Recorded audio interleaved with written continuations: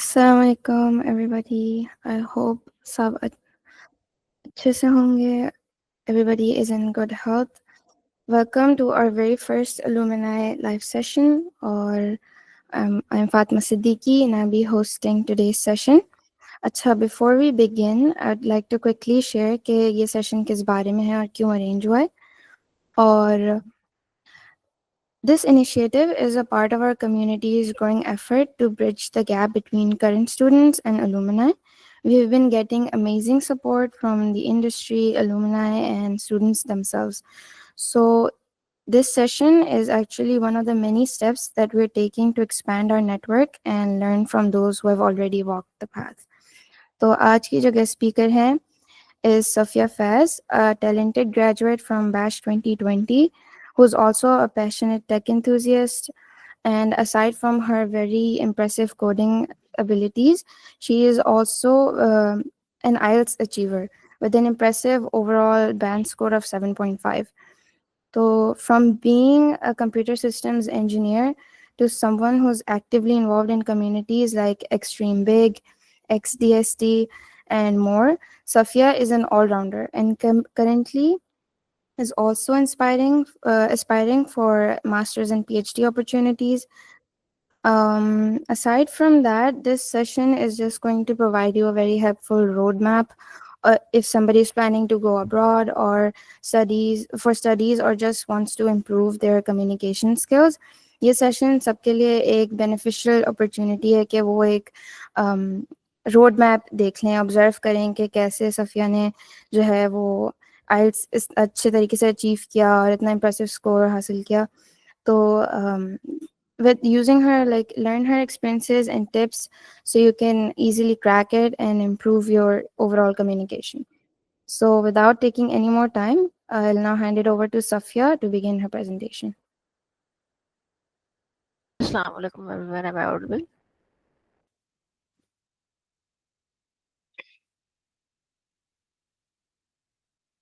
I'm audible? Okay, बेहतरीन. अच्छा, introduction तो बहुत प्यारा सा ऑलरेडी हो गया है. तो मुझे बताना कि मेरी स्क्रीन शेयर हो रही है या नहीं. लाइक इट्स विजिबल और नो. ओके, बेहतरीन. तो ओवरऑल मैं आज आइल्स का तो बेसिक सा इंट्रोडक्शन भी दूंगी एंड स्टेप बाय स्टेप चारों मॉड्यूल्स को भी डिस्कस करूंगी एंड उसमें किस टाइप के क्वेश्चंस आ रहे होते हैं एंड पर्सनल एक्सपीरियंस जो मेरा रहा और मेरी जो टिप्स है जो मैंने जो जिस पे काम किया जो कि मोस्ट प्रॉब्ली आपको भी हेल्प करेंगी वो भी बताऊंगी. तो बेसिक क्वेश्चन तो मेरा ये है कि कौन कौन वैसे आइल्स के बारे में जानता है यहाँ पे कि आइल्स क्या होता है क्या नहीं होता है, कितने टाइप्स का होता है. हैंड रेस कर ले. किस लिए ज़रूरी होता है? अगर बेसिक्स इतना पता है तो फिर मुझे उस हिसाब से फिर मैं इस सेशन को लेके चलूंगी. ओके, एक दो को तो पता ही है कि क्या क्या है.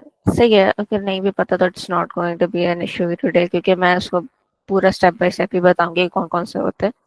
कुछ बेशक यहाँ पे स्लाइड्स में ना भी मेंशन होता है. I will say with my own knowledge जितना मुझे पता है. तो पहले तो मैं अपना स्कोर शेयर करना चाहूंगी. I've achieved an overall 7.5 with listening 8.5, reading and speaking 7.5 and writing 6.5. And ये एक C1 CEFR लेवल पे आता है which is almost as native speaking या प्रोफेशनल स्पीकिंग पे.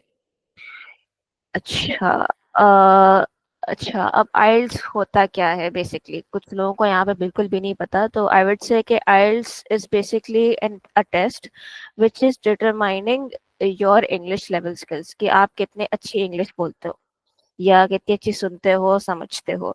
सही है. और एक स्टैंडर्डाइज टेस्ट है जो कि ऑल ओवर द वर्ल्ड माना जाता है एंड इससे आपकी प्रोफिशिएंसी पता चलती है क्योंकि हम लोग माने जाते हैं पाकिस्तानी कि हम नॉन नेटिव इंग्लिश स्पीकर्स हैं. हम लोग नेटिवली नहीं बोलते. हमारी वो नेटिव लैंग्वेज उर्दू है, सबको पता है.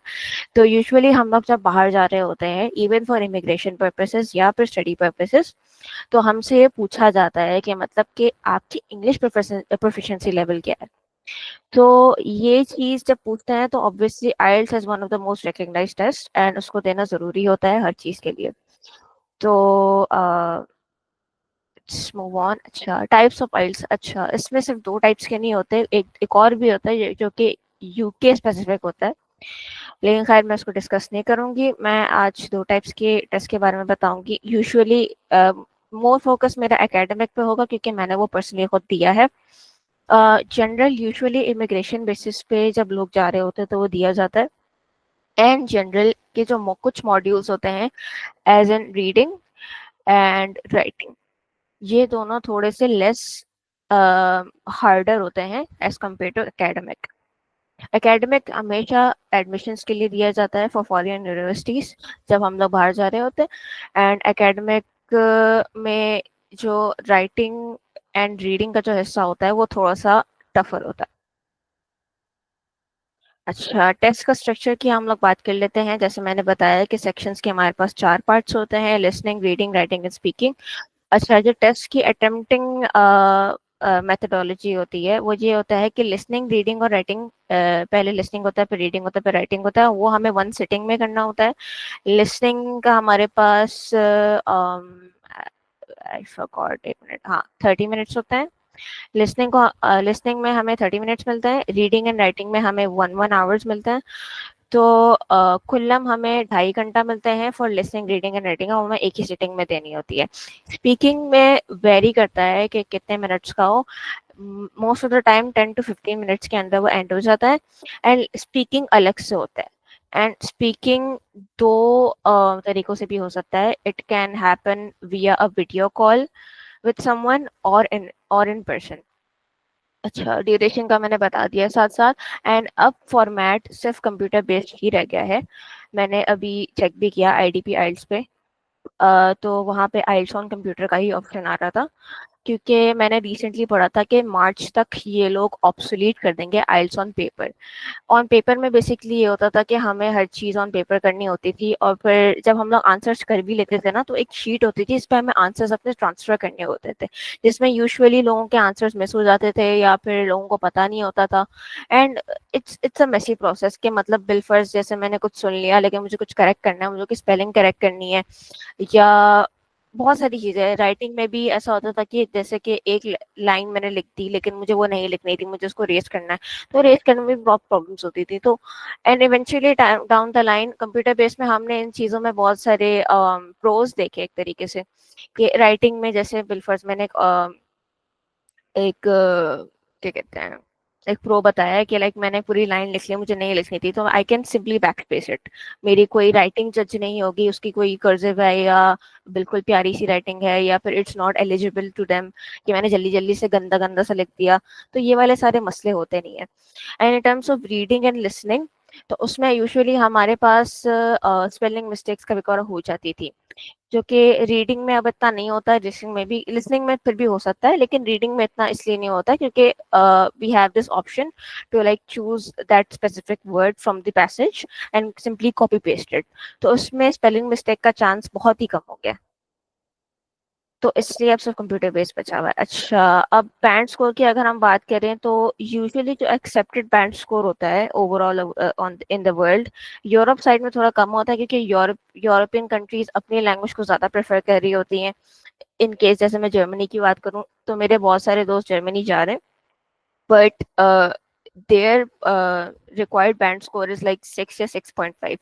तो अगर हम 6 की बात करें तो उसमें बस इफेक्टिव कमांड ऑफ इंग्लिश आनी चाहिए, और उसमें बहुत सारे एरर्स भी हो सकते हैं एंड मिसअंडरस्टैंडिंग भी हो सकती है, बट कॉम्प्लेक्स लैंग्वेज को वो कॉम्प्लेक्स लैंग्वेज वो फेमिलियर है, बट इतने बेस्ट सिचुएशंस में इतना समझ में नहीं आता।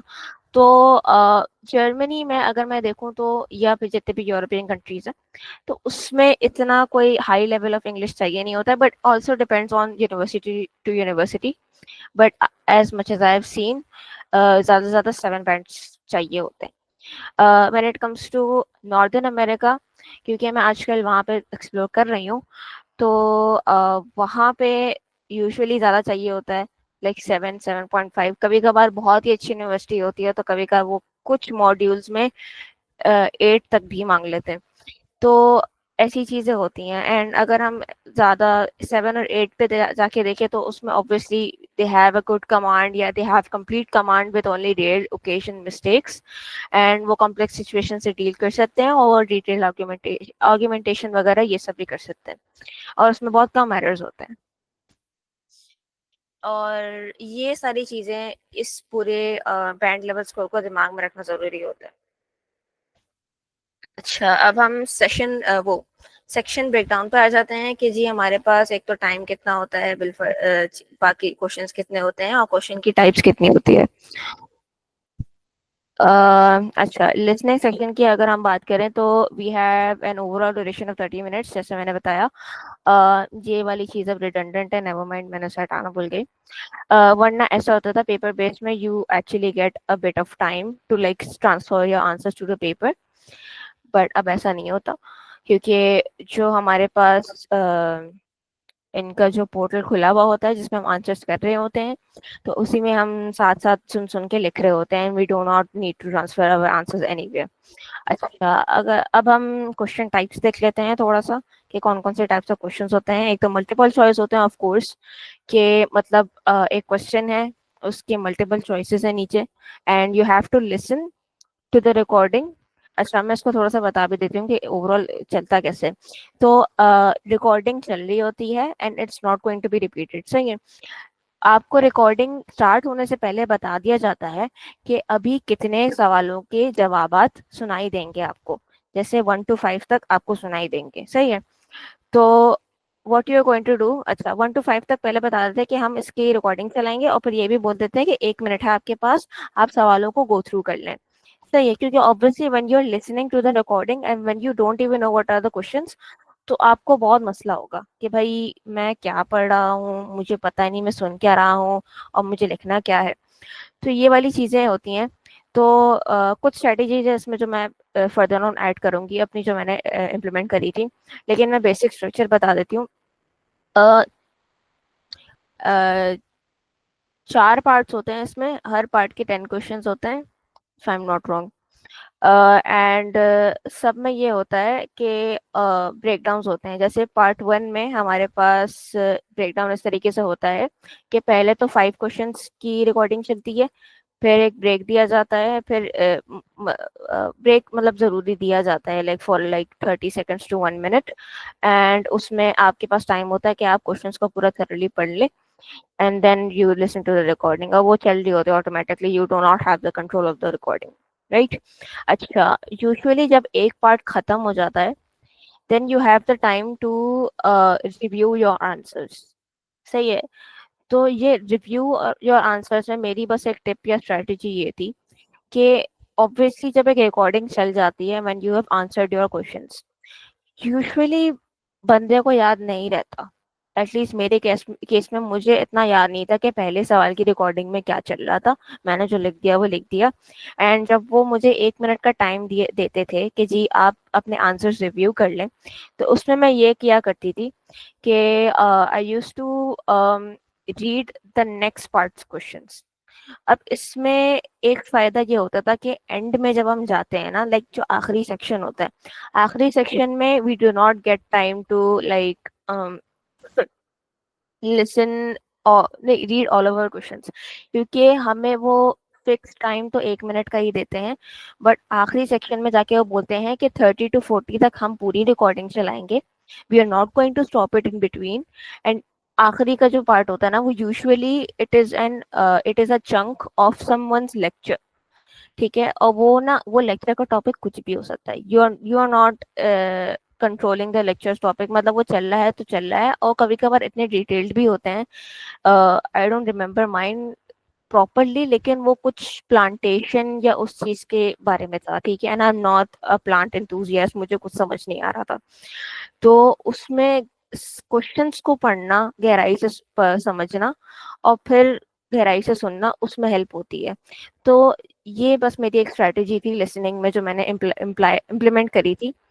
वो ये था कि जब एक सेक्शन कंप्लीट हो जाता था, तो उस सेक्शन के कंप्लीशन के बाद जो मुझे 1 मिनट का टाइमर मिलता था, वो उस टाइम को मैं यूटिलाइज करती थी in reading the next section questions.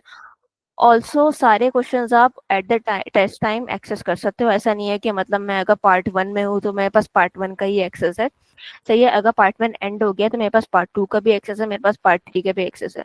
एक मिनट, मुझे एक चीज कंफर्म करने दें कि कितने पार्ट्स होते हैं।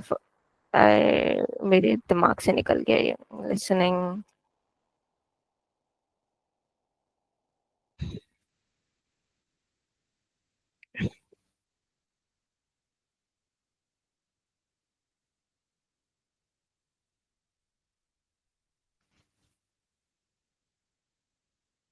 TOEFL is also a viable option, but मैंने जितना देखा है तो वो इतना as an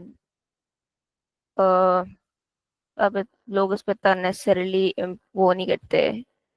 and I think TOEFL का कोई इमिग्रेशन वाला ऑप्शन नहीं है कि लाइक, जैसे आइल्स का जनरल भी है एंड आइल्स का क्या कहते हैं एकेडमिक ऑप्शन भी है, तो दैट इज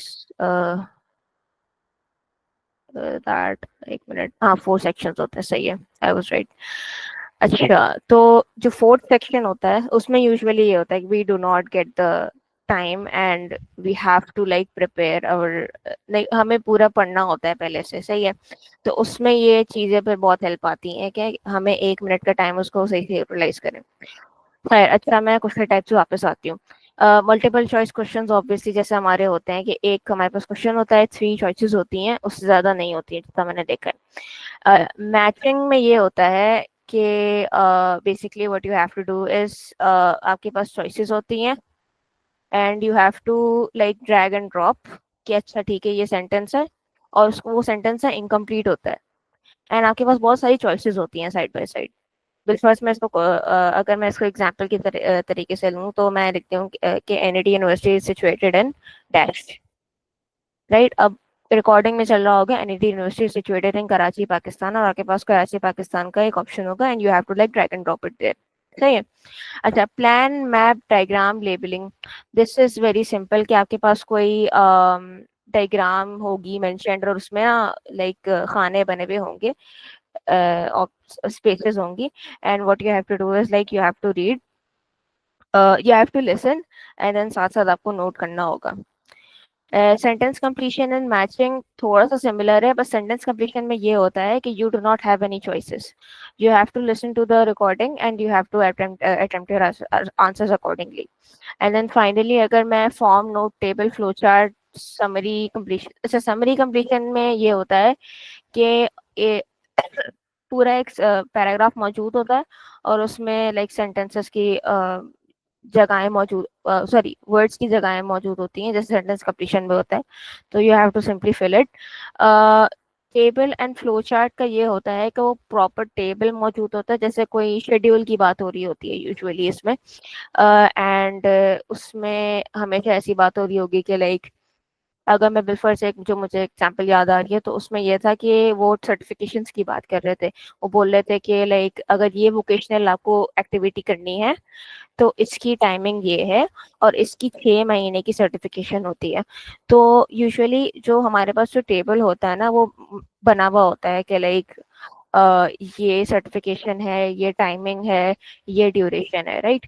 तो whatever you are listening, जैसे 6 महीने की ड्यूरेशन मैंने बोला, तो ड्यूरेशन में आपको 6 मंथ्स लिखना होता है। अगर मैंने बोला है कि लाइक सर्टिफिकेशन इस टाइप की है, बैचलर्स है, डिप्लोमा है, जो भी है, अगर कोई छोटा सा एसोसिएट डिग्री है तो वो तुम्हें मेंशन करना होगा। तो इस तरीके से लिखना होता है इसमें।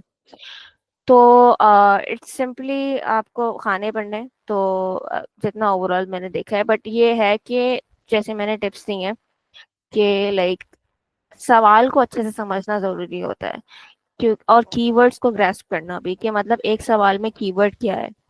एंड वो क्योंकि यूजुअली लिसनिंग के सेक्शन में एक तो ये है कि जैसे जैसे रिकॉर्डिंग चल रही होती है वैसे वैसे सवाल होते हैं, तो मतलब they are all in order, सही है।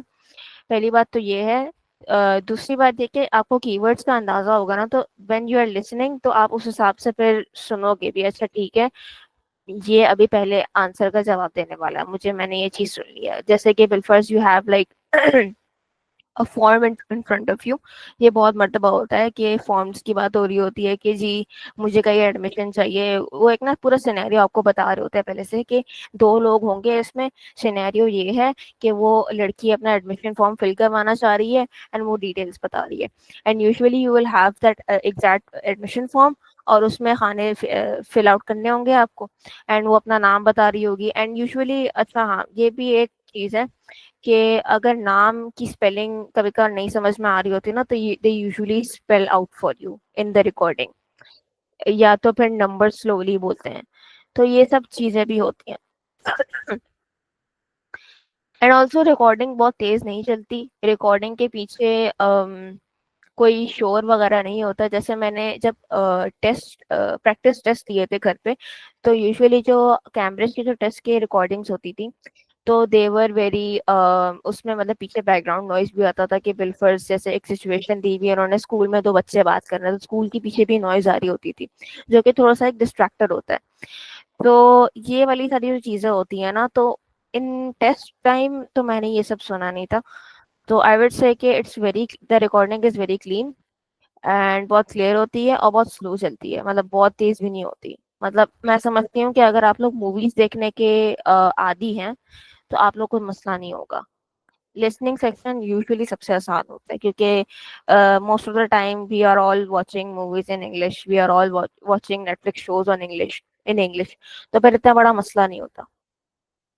अच्छा, रीडिंग सेक्शन 60 मिनट्स का होता है एज आई सेड।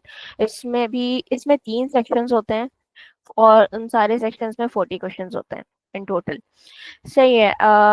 सेक्शंस की difficulty with parts, sorry, parts की डिफिकल्टी, लाइक पहले पार्ट की डिफिकल्टी की थोड़ी एवरेज होती है, एंड जो आखिरी पार्ट की डिफिकल्टी होती है वो यूजुअली एक रिसर्च पेपर या कोई बुक, प्रॉपर जो बुक होती है उसका ना एक्सेप्ट होता है, उसका पूरा एक चंक होता है और वो उन्होंने पेश किया हुआ होता है वहाँ पे।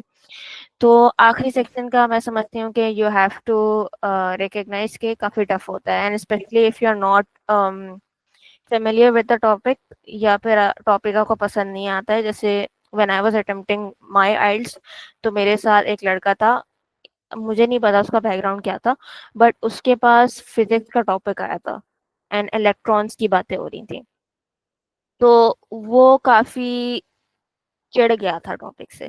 तो ये चीजें से भी हमें थोड़ा सा फेमिलियराइज होना होता है कि जी टॉपिक्स किसी भी तरीके से आ सकते हैं, but we have to be prepared for it.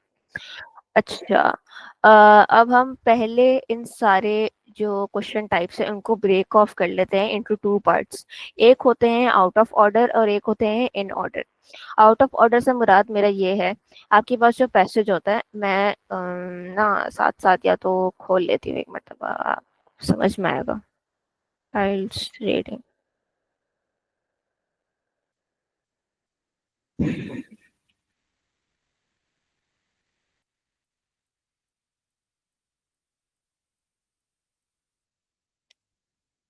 Give me a moment.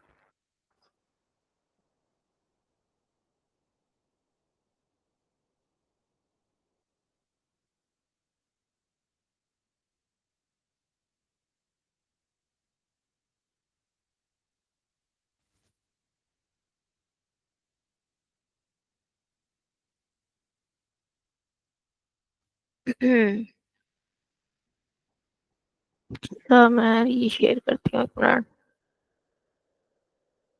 हम्म, अब मेरी स्क्रीन आ रही है।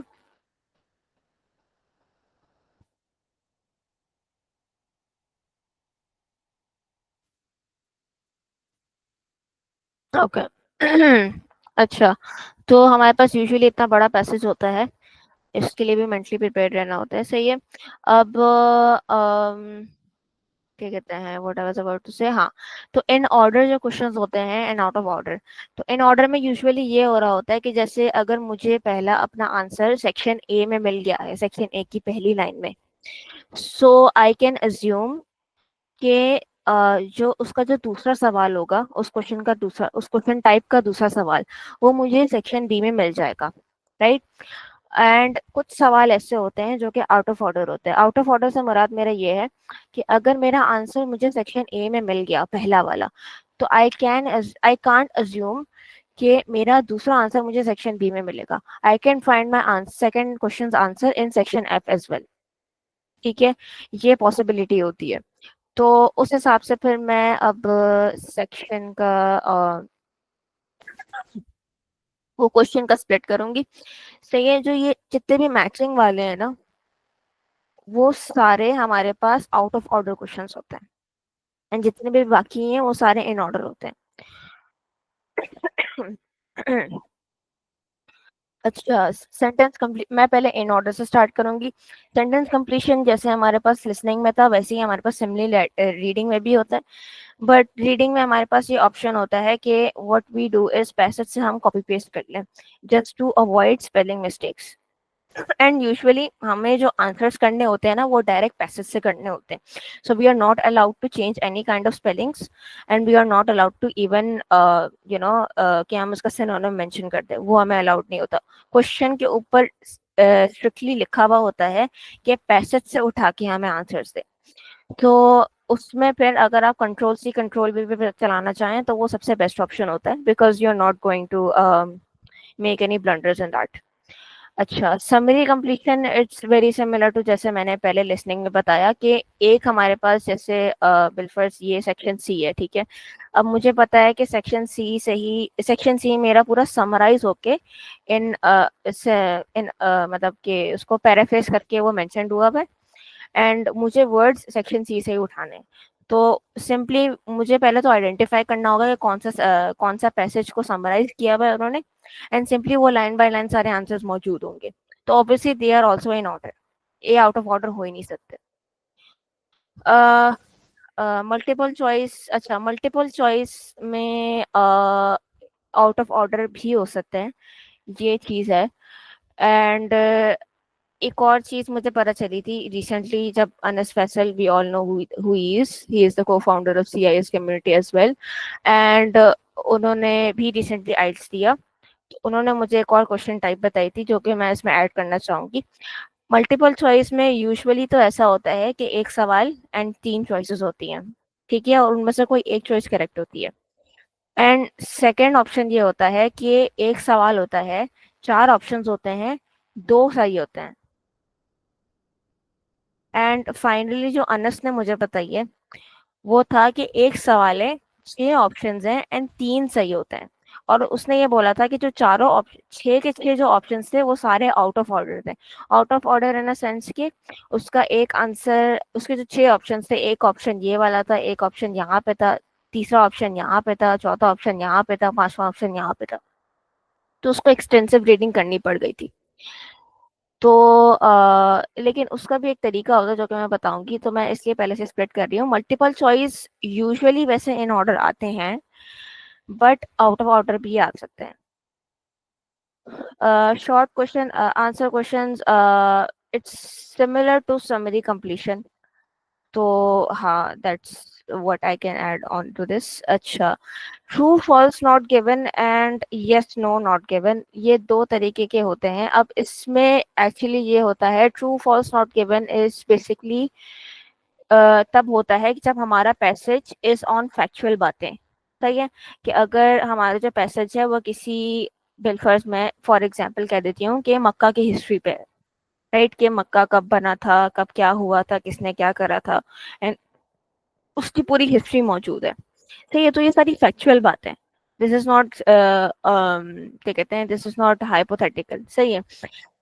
तो उसमें ट्रू फॉल्स नॉट गिवन के हमारे पास ऑप्शन होते हैं, और जो यस नो नॉट गिवन होता है वो बेसिकली राइटर्स के ओपिनियंस पे हम लोग लिख रहे होते हैं, जो कि थोड़ा सा डिफिकल्ट होता है, क्योंकि राइटर्स के जो ओपिनियंस होते हैं वो उनके ओपिनियंस होते हैं, उसमें हम लोग फैक्चुअल चीजें नहीं देख सकते। कभी कभार कुछ राइटर्स के ओपिनियंस हो सकते हैं कि बिलफर्स के, फॉर एग्जांपल के Karachi is not part of Sindh. सही है, दिस इज हिज ओपिनियन। हो सकता है कि वो इस तरीके से मानता है उस चीज को, जो कि फैक्चुअल बात तो नहीं है, जो कि अनट्रू है, but that is his opinion. और अगर हमारे पास ऐसा सवाल है कि the writer thinks that Karachi is not part of Sindh, तो हमें इसको यस लिखना होगा। Because that is his opinion. उसमें नो नहीं लिख सकते इवन तो फैक्चुअल बात नहीं है ये, तो इसमें थोड़ी सी डिफिकल्टी होती है। अच्छा, ट्रू फॉल्स नॉट गिवन में अगर मैं बात कहूँ, अगर मैं थोड़ा सा समझाने की कोशिश करूँ इसमें, तो ट्रू इज ओनली ट्रू, मतलब the sentence is only true when उसका पैराफ्रेज वर्जन, लेकिन उसको मैं एग्जांपल से समझा सकती हूँ। जैसे कि सवाल है मेरे पास कि एनएडी 1997 नहीं 1977 में इस्टेब्लिश हुई थी, सही है, जो कि एक फैक्चुअल बात है, मुझे एग्जैक्टली ईयर तो याद नहीं, बट अब उसका ही एक पैराफ्रेज वर्जन हमारे पास सैंपल हमारे जो पैराग्राफ में मौजूद है कि इन 1977 NIT university was established in Karachi Pakistan, सही है। थोड़ा सा आगे पीछे हुआ है जुमला, बट वी ऑलरेडी नो कि ये ट्रू बात है, सही है। थोड़ा सा आगे पीछे करके यूजुअली जुमला लिखा हुआ होता है, वो थोड़ा सा हमें पढ़ के देखना होता है। ये तो मैंने बहुत ही बेसिक एग्जांपल दी है, बट यूजुअली थोड़े से पैराफ्रेजिंग मौजूद होती है क्वेश्चंस में, तो उसको बहुत केयरफुली पढ़ना होता है, सही है। एंड फॉल्स हमें तब लिखना होता है जब ऑब्वियसली व्हेन, अगर मैं अपने एग्जांपल को ही लेके चलूं, तो जैसे लिखा हुआ है मेरे क्वेश्चन में कि NAD was establish in 2024 and मेरे पास पैसेज में लिखा हुआ है कि इट वाज एस्टैब्लिश इन 1977, तो obviously these are not factually correct, तो मुझे उसको नो लिखना होगा। नॉट गिवन एस तब होगा जब मेरे पास क्वेश्चन में गिवन हो कि NAD was establish in 1977, but मेरे पैराग्राफ में ऐसी कोई बात हो ही नहीं, तो what I am going to do is not given, मैं इसे नॉट गिवन कहूंगी, सही है।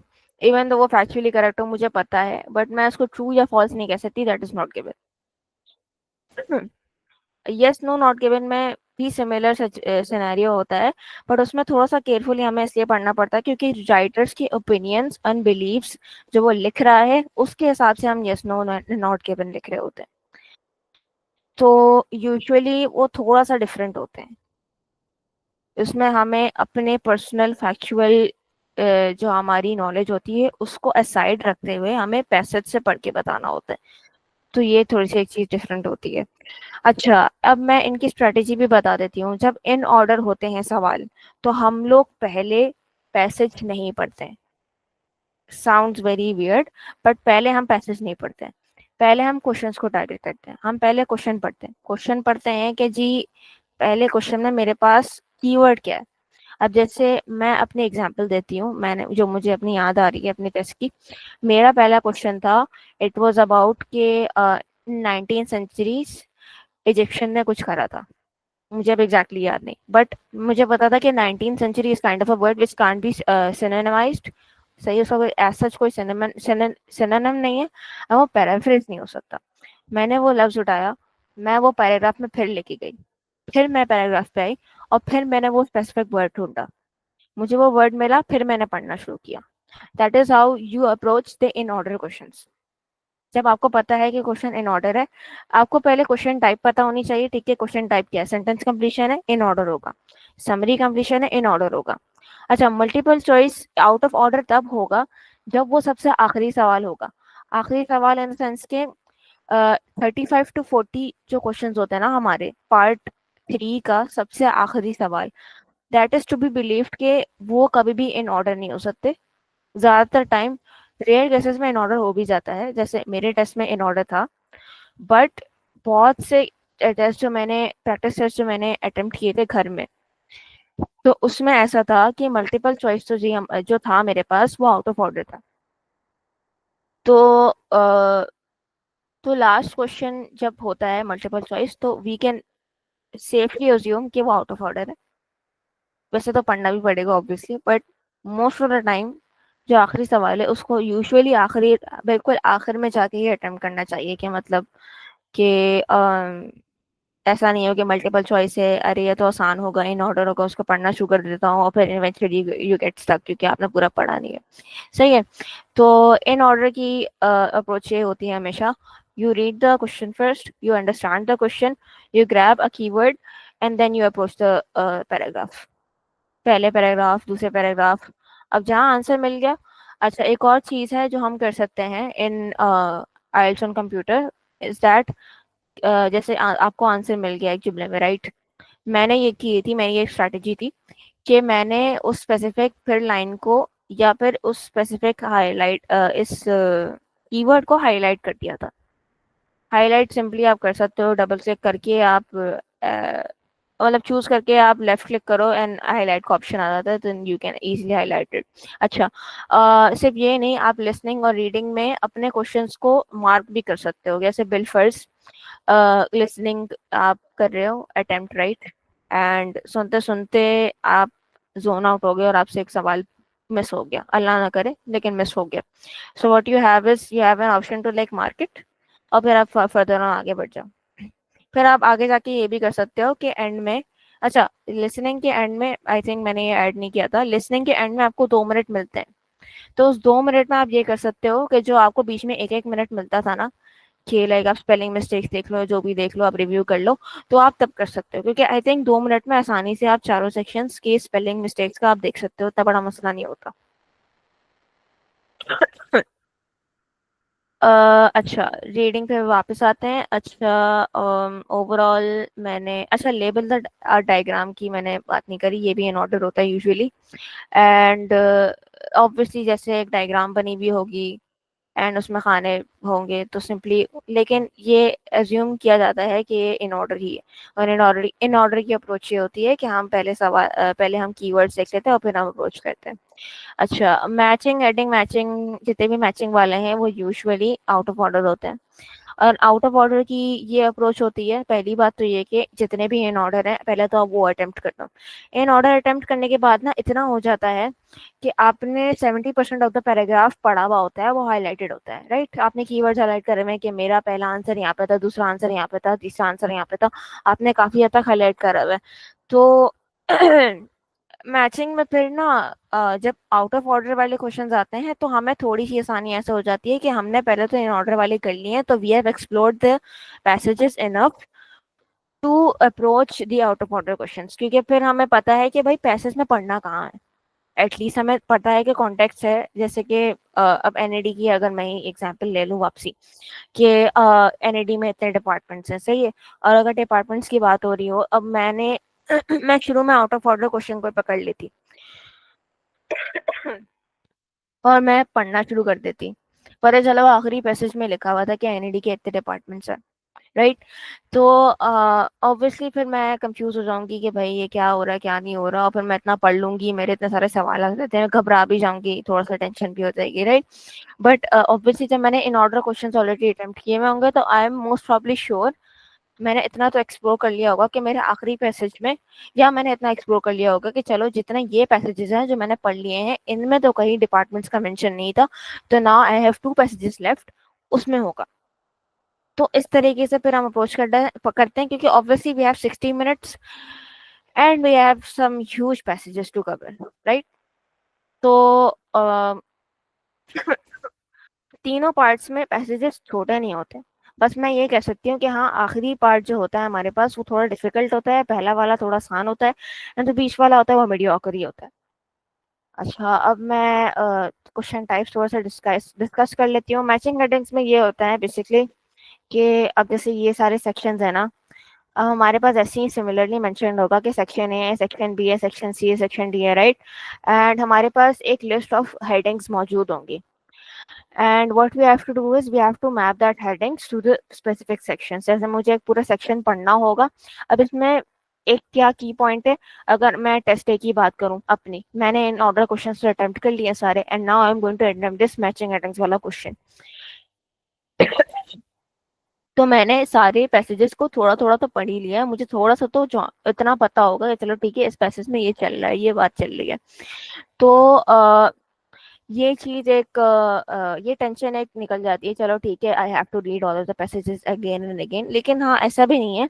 मैंने एक ये स्ट्रेटेजी कहीं सुनी थी जो कि मुझे थोड़ी सी अजीब लगती है, एंड मैं समझती हूँ कि ये मेरे लिए तो बिल्कुल काम नहीं आई थी जब मैंने घर में भी प्रैक्टिस की थी। लोग ये कहते हैं कि अगर आप पैसेज की पहली लाइन और आखिरी लाइन पढ़ लें तो you know what's going on in this passage. I personally think that is completely false and you should not follow this strategy, and पूरा पैसेज पढ़ना चाहिए। एंड जब आपने इन ऑर्डर क्वेश्चंस सॉल्व कर लिए होते हैं ना यूजुअली, तो फिर आउट ऑफ ऑर्डर क्वेश्चंस में आपको ज़्यादा दिक्कत नहीं होती। तो खैर सिंपली सॉरी, सिंपली आपके पास पैसेजेस मौजूद होते हैं, आपके पास हेडिंग्स मौजूद होती हैं, and you have to map the headings to the specific passages. Matching names थोड़ा आसान होता है। मैचिंग नेम्स में एक्चुअली ये हो रहा होता है कि you have a table mentioned, सही है, उसमें पहले में नेम्स लिखे हुए हैं और बाकी जगह मतलब खाने होते हैं कि इनके ये बिलीफ है, इनका ये बिलीफ है, एंड नहीं द मोमेंट सॉरी, पहले खाने में सारे ओपिनियंस मौजूद होते हैं, एंड बाकी खाने में सारे ना ऑथर्स या जिसके भी जो भी पैसेज में लोगों के नाम लिखे हुए होते हैं मेंशन। अब इसमें सबसे आसान चीज क्या है, आपने पैसेज पहली नजर में देखा, आपने देखा कि नाम मौजूद है पैसेजेस में, आपने उठा के सारे नाम को हाईलाइट कर दिया। पहली बात तो ये सबसे आसान चीज, मैंने भी ऐसे ही किया था, मेरा एक पैसेज ऐसा आया था। फिर आराम से आप इस क्वेश्चन को आराम से डील कर सकते हो, क्योंकि आपको पता है कि इस क्वेश्चन अगर जैसे ये क्वेश्चन है मेरे पास कि सफिया का ये ओपिनियन था कि आइल्स की तैयारी 2 हफ्ते में हो जाती है, मैं ऐसे ही अपना लिख देती हूँ, सही है, और फिर ये पैसेज में मौजूद है, सही है। अब मेरा नाम लिखा हुआ होगा ऑब्वियसली कैपिटलाइज लेटर्स में, तो it's easy to like highlight my name, right. और फिर नीचे किसी और का ओपिनियन होगा, राइट, तो फिर हम दोनों का ना नाम लिखा हुआ होगा और फिर ओपिनियन लिखा हुआ होगा कि ये इस ऑथर का ये ओपिनियन था कि 2 हफ्ते में तैयारी हो जाती है। Then what you have to do is you have to choose the correct answer, तो फिर आप सिंपली मेरे नाम के नीचे टिक लगा दोगे कि मेरा ओपिनियन था। तो इस क्वेश्चन की तो ये स्ट्रैटेजी होती है सिंपली कि you have to highlight the names, और फिर आप जाके फिर सारे नेम के आगे उनके ओपिनियंस पढ़ो कि इनके ओपिनियंस क्या थे, और फिर उस हिसाब से आप सवाल को अप्रोच कर लो। एंड कभी कभार ऐसा भी होता है कि एक ऑथर के मल्टीपल ओपिनियंस होते हैं, कि मतलब अगर बहुत सारे ओपिनियंस मौजूद हैं, राइट, कि आइल्स 2 हफ्ते में हो जाता है, आइल्स की प्रिपरेशन नहीं करनी चाहिए, तो नहीं, आइल्स 2 हफ्ते में हो जाता है, आइल्स की प्रिपरेशन करनी चाहिए, और ये दोनों मैंने ओपिनियंस अगर बोले हुए हों, इसी पैसेज में मेंशन्ड हो, तो 2 बार भी टिक हो सकता है मेरा नाम, ऐसा नहीं है कि एक ही बार टिक हो। तो ये भी, अगर किसी को कोई मिस इन्फॉर्मेशन थी या कुछ भी था तो वो भी दिमाग से निकालते, क्योंकि you can choose the same names person twice और थ्राइस इवन। अच्छा, मैचिंग इंफॉर्मेशन टू पैराग्राफ्स, ये I found this the most tough, क्योंकि इसमें ये होता था कि एक इंफॉर्मेशन मौजूद होती थी कि जैसे कि एक पैराग्राफ है, पैराग्राफ में लिखा हुआ है कि एनईडी का सीआईएस डिपार्टमेंट सबसे अच्छा है, it's a biased opinion I know, but एक पैराग्राफ में मेंशन्ड है, एंड बहुत सारे मतलब थर्ड पैराग्राफ में मेंशन्ड है, फॉर एग्जांपल सीआईएस डिपार्टमेंट सबसे अच्छा है, राइट, एंड ओपिनियन लिखा हुआ है कि सीएस डिपार्टमेंट सबसे अच्छा है, एंड आगे ऑप्शन है कि किस पैराग्राफ में ये बात लिखी हुई है, so you have to mention the paragraph number. ये थोड़ा सा डिफिकल्ट इसलिए होता है क्योंकि कभी कभार अच्छा इसमें भी लेकिन ये ऑप्शन होता है कि we have the option to choose multiple paragraphs, कि मतलब जैसे ये ओपिनियन अगर 2 पैराग्राफ्स में लिखा हुआ है तो हम लोग मल्टीपल पैराग्राफ्स को भी चूज कर सकते हैं। लेकिन इसमें यह है कि obviously you have to know the exact placement of this information, and इसमें तो ऑब्वियसली पूरा आपको पूरा ही पैराग्राफ पढ़ना पड़ेगा, you can't really run away from that aspect कि आपको पैराग्राफ नहीं पढ़ना। सेंटेंस एंडिंग्स में यूजुअली यही होता है कि एक सेंटेंस है एंड उसकी एंड का जो पार्ट है वो कंप्लीट नहीं है, एंड वो पार्ट ऑलरेडी मौजूद है, you just have to drag and drop. अच्छा, ये जो जितने भी ये वाले हैं ना, ये तो चलो एक टेबल मौजूद होता है, इसमें ड्रैग एंड ड्रॉप का ऑप्शन होता है, इसमें ड्रैग एंड ड्रॉप का ऑप्शन होता है, और इसमें ड्रैग एंड ड्रॉप का ऑप्शन होता है, राइट। तो ऐसा नहीं है कि आपको कुछ इतनी लंबी लंबी कहानी लिखनी पड़ी जिसमें स्पेलिंग मिस्टेक्स का भी खतरा हो, जिसमें पैराफ्रेजिंग का भी कोई खतरा हो, वगैरह वगैरह, या फिर आप कोई वर्ड्स अलग से लिख रहे हो, ऐसा कुछ भी नहीं है, you just have to drag and drop. आपके पास सेंटेंसेस ऑलरेडी एंडिंग्स मेंशन्ड होंगी, आपको बस पता होना चाहिए ये सेंटेंस किधर है और इसकी एंडिंग क्या है, एंड ऑब्वियसली फिर आपको थोड़ी सी एक्सटेंसिव रीडिंग करनी पड़ेगी इसके लिए। अच्छा, तो ये ओवरऑल रीडिंग का सेक्शन था। इसकी स्ट्रैटेजी सबसे अच्छी यही है जो मैंने बताई है, कि आपको क्वेश्चन टाइप पता होना चाहिए, एंड आपको क्वेश्चन टाइप का तरीका पता होना चाहिए कि मुझे इसको अप्रोच कैसे करना है। अगर इन ऑर्डर है, आप सवाल पहले पढ़ो, कीवर्ड ढूंढो, कीवर्ड को फिर पैराग्राफ में ढूंढो, अगर आउट ऑफ ऑर्डर है, आउट ऑफ ऑर्डर को हमेशा वैसे बाद में अटेम्प्ट करना, पहले इन ऑर्डर कर लेना, क्योंकि उसमें फिर एटलीस्ट आपको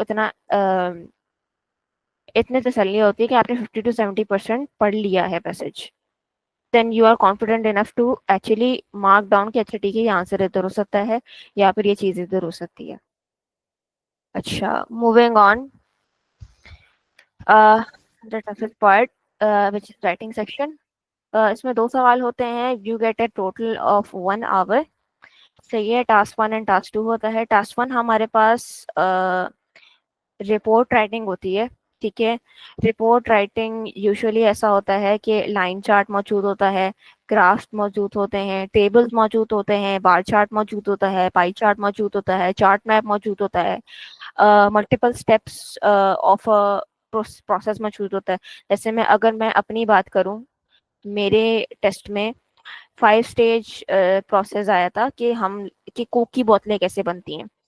पहले कोक का सिरप कैसे तैयार होता है, फिर कार्बोनेशन का प्रोसेस होता है, एंड देन फाइनली वो बॉटल्स में फिल अप होता है और फिर जाके एक्सपोर्ट हो जाता है टू द शॉप्स, राइट। तो ये एक पूरा 5 स्टेज प्रोसेस है। अच्छा, एक चीज जो बिल्कुल दिमाग में बिठा लेनी है, टास्क 1 का जो वर्ड काउंट है 150 से लेस नहीं होना चाहिए। 150 से लेस होगा तो आपके 6 भी नहीं आएंगे। ये बात तो हमने पहले एस्टेब्लिश कर ली, राइट। दूसरी बात, रिपोर्ट राइटिंग में कभी भी कंक्लूजन नहीं आता, कंक्लूजन बिल्कुल भी नहीं आता। तो कंक्लूजन गलती से भी मेंशन नहीं करना। अच्छा, अब इसको हम अच्छा, एक और भी टाइप ऑफ टास्क 1 का क्वेश्चन होता है जिसमें ये होता है कि जैसे एग्जाम्पल के तौर में एनईटी की एग्जाम्पल ले लेती हूँ कि एनईटी 1977 में कैसा लगता था, उसका पूरा एक मैप मौजूद है। एंड एनईटी आज कैसा लगता है और उसका पूरा एक मैप मौजूद है, राइट। तो ऑब्वियसली 1977 में जैसा एनईडी था और जैसे आज 2025 में है, तो उसमें बहुत सारी चेंजेस आ गए। हमने बहुत सारे लैब्स खोल लिए हैं, बहुत सारे नए डिपार्टमेंट्स की जगहें चेंज हो गई हैं, राइट। तो एंड बहुत सारे डिपार्टमेंट्स भी खुले हैं बीच में। तो ऑब्वियसली उन मैप्स में काफी चेंजेस होंगे और वो हमें कंपेयर करके बताने होते हैं रिपोर्ट राइटिंग में। सही है। अच्छा, टास्क 1 की जो क्वेश्चन की अप्रोच होती है वो ये होती है कि पहले तो इसको भी ना मैं वेट मैं खोल लेती हूँ, गिव मी अ मोमेंट।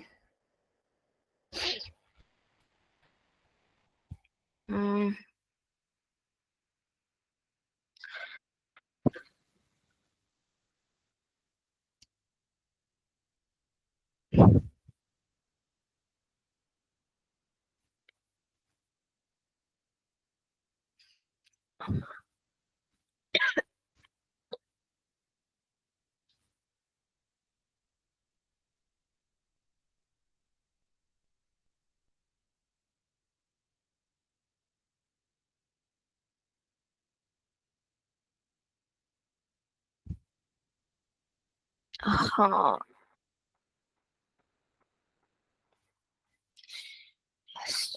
सही है। स्क्रीन विजिबल है ना?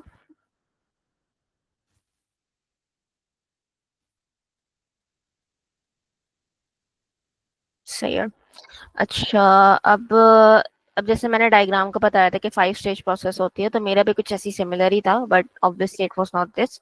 बट ऐसी डायग्राम मौजूद होती है आपके पास, सही है। और आपके पास सवाल मौजूद होता है।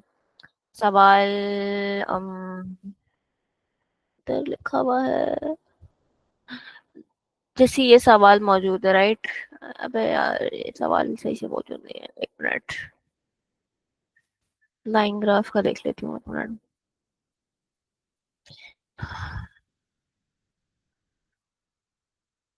अच्छा, सवाल ऐसे ही मौजूद है, सही है। अब मैं लाइन ग्राफ का चलो एग्जांपल डिस्कस कर लेती हूँ कि वो रेलेवेंटली आसान है। अब जैसे ये मेरे पास सवाल मौजूद है, राइट। अब मेरी सबसे पहले अप्रोच क्या होती है रिपोर्ट राइटिंग में? पहली बात तो जो पहला पैराग्राफ होता है मेरा, वो सिंपली इसका पैराफ्रेज वर्जन लिखना होता है मुझे। The graph below shows the consumption of three spreads from 1981 to 2007. The line graph illustrates the amount of three kinds of spreads, margin, butter, and low fat and reduced spreads, which were consumed to 1981 to 2007. The same sentence, just paraphrased, and फिर ये भी लिख दिया है कि कौन कौन से स्प्रेड की टाइप्स थी, जैसे यहाँ पे margin, low fat and reduce fats and butter लिखा हुआ था, एंड यूनिट्स मेंशन कर दिए। बस आपको ये लिखना होता है फर्स्ट पैराग्राफ में। First paragraph is all about paraphrasing and mentioning the units and that's about it. उसमें और कुछ और नहीं लिखना आपको। अच्छा, फिर सेकंड पैराग्राफ हमारे पास की पैराग्राफ होता है, राइट? यहाँ पे this is the paragraph that makes and breaks your overall ऐसे, राइट? तो इसमें हमें क्या करना है हमें ओवरऑल एक डिस्क्रिप्शन बतानी है, सिर्फ ओवरव्यू बताना है एक तरीके से। अब इसमें क्या हो रहा है, the consumption of margarine and butter are decrease over the period given, while for low fat and reduced fats it rose at the start of the period the butter. अच्छा, इसमें हम लाइक भी लेते हैं साथ साथ। अब इसमें क्या बोल रहे हैं कि मार्जिन और बटर की विद टाइम डिक्रीज हो रही है। अब मार्जिन मेरे पास ब्लू है एंड बटर मेरे पास ग्रीन है, right? He is right. With in the passage of time इसकी कंजम्पशन स्लो हो रही है। Eight the start of the period butter was the most popular spread. अगर मैं देखूं तो ये बात सच है, बटर सबसे पॉपुलर था। And margarine was the most widely consume in the middle of the period. Middle of the period की अगर हम बात करें तो ये मिडल है, तो yes he is true, margin सबसे ज्यादा कंज्यूम हो रहा था। And by the and low fat and reduce spreads was most popular. तो एंड में अगर देखें तो ही इज राइट, यस। तो अब इसको अगर मैं देखूं तो इसमें कोई नंबर्स मेंशन नहीं थे, राइट? इसमें कुछ ऐसा मेंशन नहीं था, लेकिन इसको पढ़ने के बाद रीडर को ये समझ में आ गया है कि ओवरऑल इसमें स्प्रेड क्या चल रहा है, राइट? तो ओवरव्यू हमें बस ऐसे ही देना होता है, थोड़ा थोड़ा बता दिया ट्रेंड्स। ओवरव्यू में बेसिकली हमें पैटर्न्स रिकग्नाइज करने होते हैं और हमें ट्रेंड्स रिकग्नाइज करने होते हैं, और फिर इस हिसाब से हमें आंसर करना होता है। ऑब्वियसली ये तो लाइन ग्राफ है, थोड़ा आसान है, मैंने फॉर एग्जाम्पल के लिए ही यहाँ पे मेंशन किया है। बट बहुत सारी जो डायग्राम्स वगैरह का भी होता है एंड ओवरऑल बार चार्ट्स हो जाते हैं कभी कभी, वो काफ़ी डिफिकल्ट होते हैं, वो थोड़ा सा आप लोगों को खुद भी बैठ के एक्सप्लोर करना होगा। आपके कोई स्पेसिफिक क्वेश्चन होंगे, I am happy to discuss, but मैं थोड़ा सा यहाँ पे सिर्फ ओवरव्यू के लिए सबसे आसान एग्जाम्पल यहाँ पे वो एक्सप्लेन कर रही हूँ। बट हाँ, मतलब ये तो बहुत ही आसान है, मैं ही कहूँगी। अच्छा, फिर हमारे पास बॉडी पैराग्राफ्स आते हैं दोनों। बॉडी पैराग्राफ्स दोनों में अब हमें क्या करना होता है, पहले तो हमारे पास ओपनिंग पैराग्राफ आ गया सबसे पहला, राइट? सेकेंडली फिर हमारे पास ओवरऑल पैराग्राफ आता है जिसमें हम ओवरव्यू दे रहे होते हैं। फिर थर्ड एंड फोर्थ का जो हमारा पैराग्राफ होता है वो हमारे पास बॉडी पैराग्राफ्स होते हैं, और उसमें भी हमें डिपेंड कर, उसमें एक्चुअली हमें सारे नंबर्स मेंशन करने होते हैं। अब इसमें मैं एक चीज कर सकती हूँ,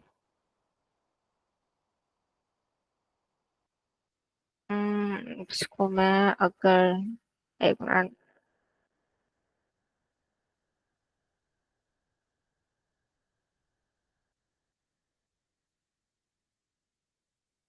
मैंने अपना आइल्स में बहुत किया था, एक्चुअली हेल्प मी। अच्छा। इसको थोड़ा सा और छोटा करना वाला हूँ मैं।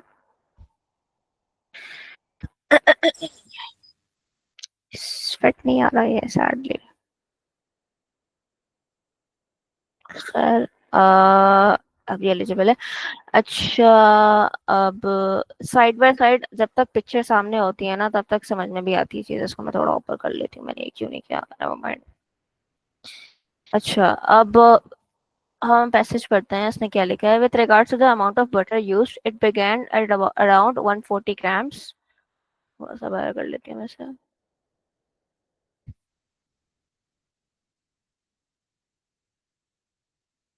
नहीं, मुझे पूरा नहीं खोलना। ओफो, इसको मैं स्प्लिट स्क्रीन कर रही हूँ, राइट?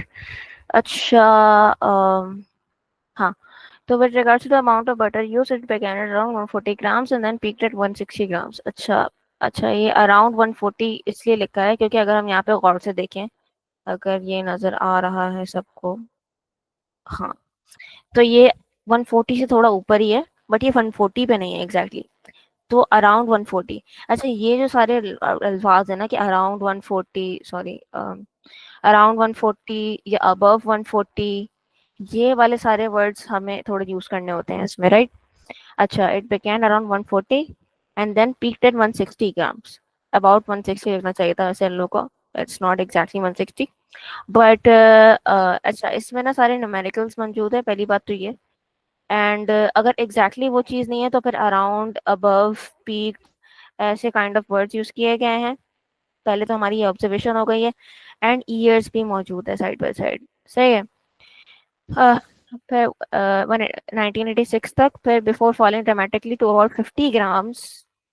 अबाउट 50 ग्राम्स किस लिए? क्योंकि like it's above 60 and lesser than 80. तो उन्होंने अबाउट 50 लिख दिया. And in the last year, about 50 grams in the last year. अच्छा, नेवर माइंड, सॉरी. बिल्कुल लास्ट ईयर तक पहुंच गए ये लोग. Likewise approximately 90 grams of margarine was eaten in the first year. सही है. And after which the figure fluctuated slightly and dropped to a low of 40 grams in 2007. तो इस तरीके से हमें बताना होता है. और अगर इसमें अगर एक चीज नोटिस करें तो इसमें इसको पहले से ये बात पता थी कि मार्जरीन और जो मेरे पास ये बटर है, सॉरी ये मार्जिन और बटर है. ओके. मार्जिन और बटरिंग के ट्रेंड्स हमने ये पहले से स्टैब्लिश कर लिए थे कि सिमिलर है.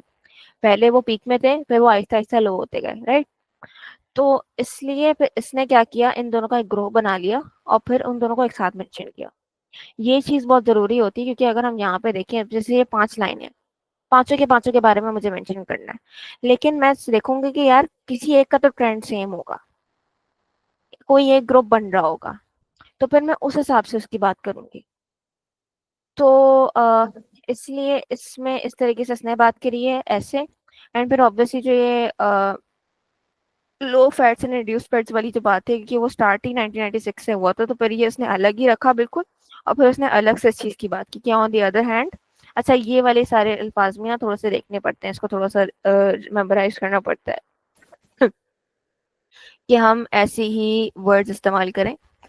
सही है. And the consumption of low fats and वगैरह वगैरह, मतलब ये फिर उसने पूरे एक अलग से इसके बारे में मेंशन किया. पहली बात तो आई एम नॉट श्योर कि कितने काउंट ऑफ वर्ड्स का है, खैर मैं. अच्छा, अब जैसे इसने भी एसेंशियल टिप दी भी है कि don't get lost too much in detail. ज्यादा डिटेल भी मेंशन नहीं करनी है.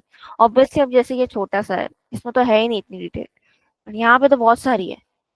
यहाँ पे तो 5 सिटीज की बात हो रही है, 5 नहीं 5 हॉस्पिटल्स की बात हो रही है, सिटीज से रेलेवेंट एंड ये वो, बहुत सारी चीजें, राइट.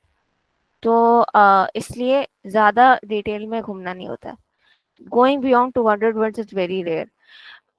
टू बियॉन्ड 200 वर्ड्स आप जा सकते हो, लेकिन वही बात है कि आप उतने अल्फाज लिखो जितना आप सेफ रह सकते हो, पहली बात. लेकिन आप जब ज्यादा लिखना शुरू कर देते हो ना, ज्यादा सेंटेंसेस, क्योंकि आपके ऐसे में हर सेंटेंस का स्ट्रक्चर, लेक्सिकल रिसोर्स, बहुत सारी चीजें जरूरी होती हैं, राइट. कि आपने किस तरीके से लिखा हुआ है, क्या आपका सेंटेंस सेंस मेक कर रहा है, ये वाली सारी चीजें. तो अब जब आप ज्यादा अल्फाज लिखोगे, ज्यादा सेंटेंसेस लिखोगे, you are giving the examiner more opportunities to criticise your writing, and you are giving the examiner more opportunities to get a lower score. तो आपको एक तो पहली बात 150 टू 200 के विद इन अपने वर्ड काउंट रखना होता है, पहली बात. दूसरी बात ये कि आपको ये मेक श्योर करना होता है कि जितने भी आपके पास सेंटेंसेस आपने बनाए हैं, वो एक तो उनका स्ट्रक्चर सही हो, उनका ग्रामर सही हो, उनके टेंसेस सही हो, उनका लेक्सिकल रिसोर्स आपने कितना अच्छा यूज किया हुआ, ये सब सही हो, राइट. एंड जब ये सब सही होगा तो ऑब्वियसली आपके बैंड स्कोर आने का हाई चांस फिर होता है कि अच्छे बैंड स्कोर आ जाए, अच्छे, राइट. तो अ, इस तरीके से फिर उसको लेके चलते हैं, इसलिए. एंड हाँ, आइडियल ये होता है कि हम 170 टू 190 रखें, बट 200 तक भी चलो एक्सेप्टेबल होता है, but not more than that. Getting lost in detail and writing too much will give you a low score for task response. अच्छा हाँ, एक टास्क इसमें भी ना देखना होगा थोड़ा सा कि राइटिंग का मैं खोल लेती हूँ या तो. एक मिनट देना. राइटिंग.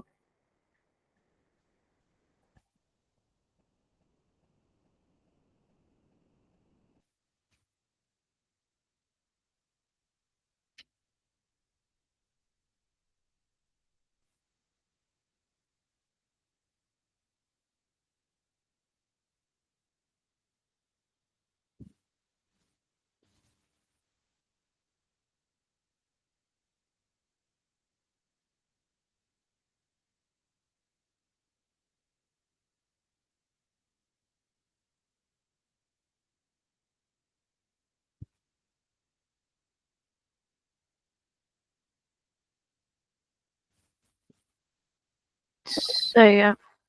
अच्छा, अब मार्किंग क्राइटेरिया हम पहले देख लेते हैं थोड़ा सा कि जी अच्छा क्या क्या चेक होता है। अब टास्क वन क्योंकि हम डिस्कस कर रहे थे, हम उसको पहले देख लेते हैं। टास्क अचीवमेंट पहले तो, कि मुझे एक रिपोर्ट लिखनी थी, क्या मैंने वो टास्क अचीव किया है या नहीं। अब जैसे इसने भी टास्क रिस्पॉन्स का लिखा था, task response and task achievement is kind of the same. सही है। कोहेरेंस एंड कोहीजन, कोहेरेंस एंड कोहीजन इसमें आ जाता है कि लाइक आपने जो सेंटेंसेस लिखे हुए हैं क्या वो एक दूसरे से बिल्कुल अलग हैं, बिल्कुल कटे हुए महसूस हो रहे हैं, या फिर उनके जो जो सेंटेंसेस का जो एक फ्लो है वो सही है, वो नॉर्मल है, वो स्मूथ है। सही है। लेक्सिकल रिसोर्स ऑब्वियसली क्या आपने वर्ड जितने जो आपकी जो वर्ड यूजेज है वो किस तरीके की है। And grammatical range and accuracy, grammatical में ऑब्वियसली ग्रामर आ जाएंगे, टेंसेस आ जाएंगे, प्रपोजिशंस वगैरह जितनी भी ये सारी चीजें हैं, राइट। तो इन सारी चीज़ों को दिमाग में रखना होता है। एंड क्या कहते हैं, इस हिसाब से फिर हमें अपने सवालों को अटेम्प्ट करना होता है। मैं टास्क टू का भी डिस्कस नहीं है सिमिलर। तो टास्क टू का भी यही है कि लाइक आपको टास्क अचीवमेंट का भी पता होना चाहिए, and cohesion and coherence is the most important thing in writing, I would से। क्योंकि सेंटेंसेस आप बेशक बहुत अच्छे स्ट्रक्चर के बनाओ, आपकी लेक्सिकल रिसोर्स बहुत अच्छी हो, आप उसमें टास्क भी अचीव कर लो, लेकिन पढ़ते हुए बहुत अननेचुरल सा फील हो, तो you are still not hitting the spot एक तरीके से। तो यस, टास्क वन का तो मैंने ओवरव्यू बता दिया है, तो इसका पहले तो हम पैराफ्रेज करते हैं ओपनिंग के लिए, and we mention the units. फिर हम ओवरव्यू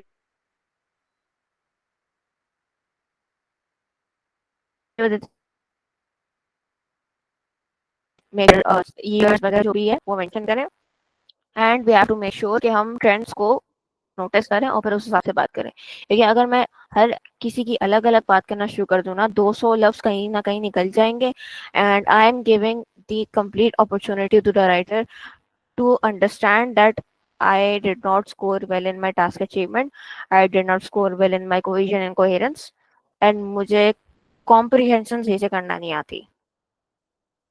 तो ये चीजें बहुत मैटर करती हैं राइटिंग में। राइटिंग में ही सबसे ज्यादा मैं समझती हूँ नंबर कटते हैं। अच्छा, मैं टास्क टू का भी खोल लेती हूँ उसका,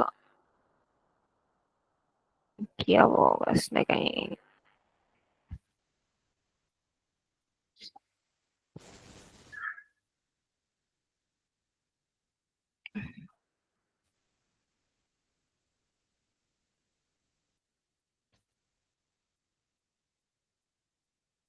अच्छा, टास्क टू का बस मैं स्लाइड में भी देख लेती हूँ कि क्या क्या मौजूद है। अच्छा, ऐसा तो कुछ मौजूद नहीं है, बस ये टाइप्स ऑफ एसेज है मेरे पास। टाइप्स ऑफ एसेज हमारे पास जनरली 5 टाइप के होते हैं, बट वो थोड़ा से भी ऑब्वियसली फिर इन टाइप्स ऑफ एसेज के अंदर भी कुछ और टाइप्स होती हैं, वो भी हम थोड़ा सा देख लेंगे।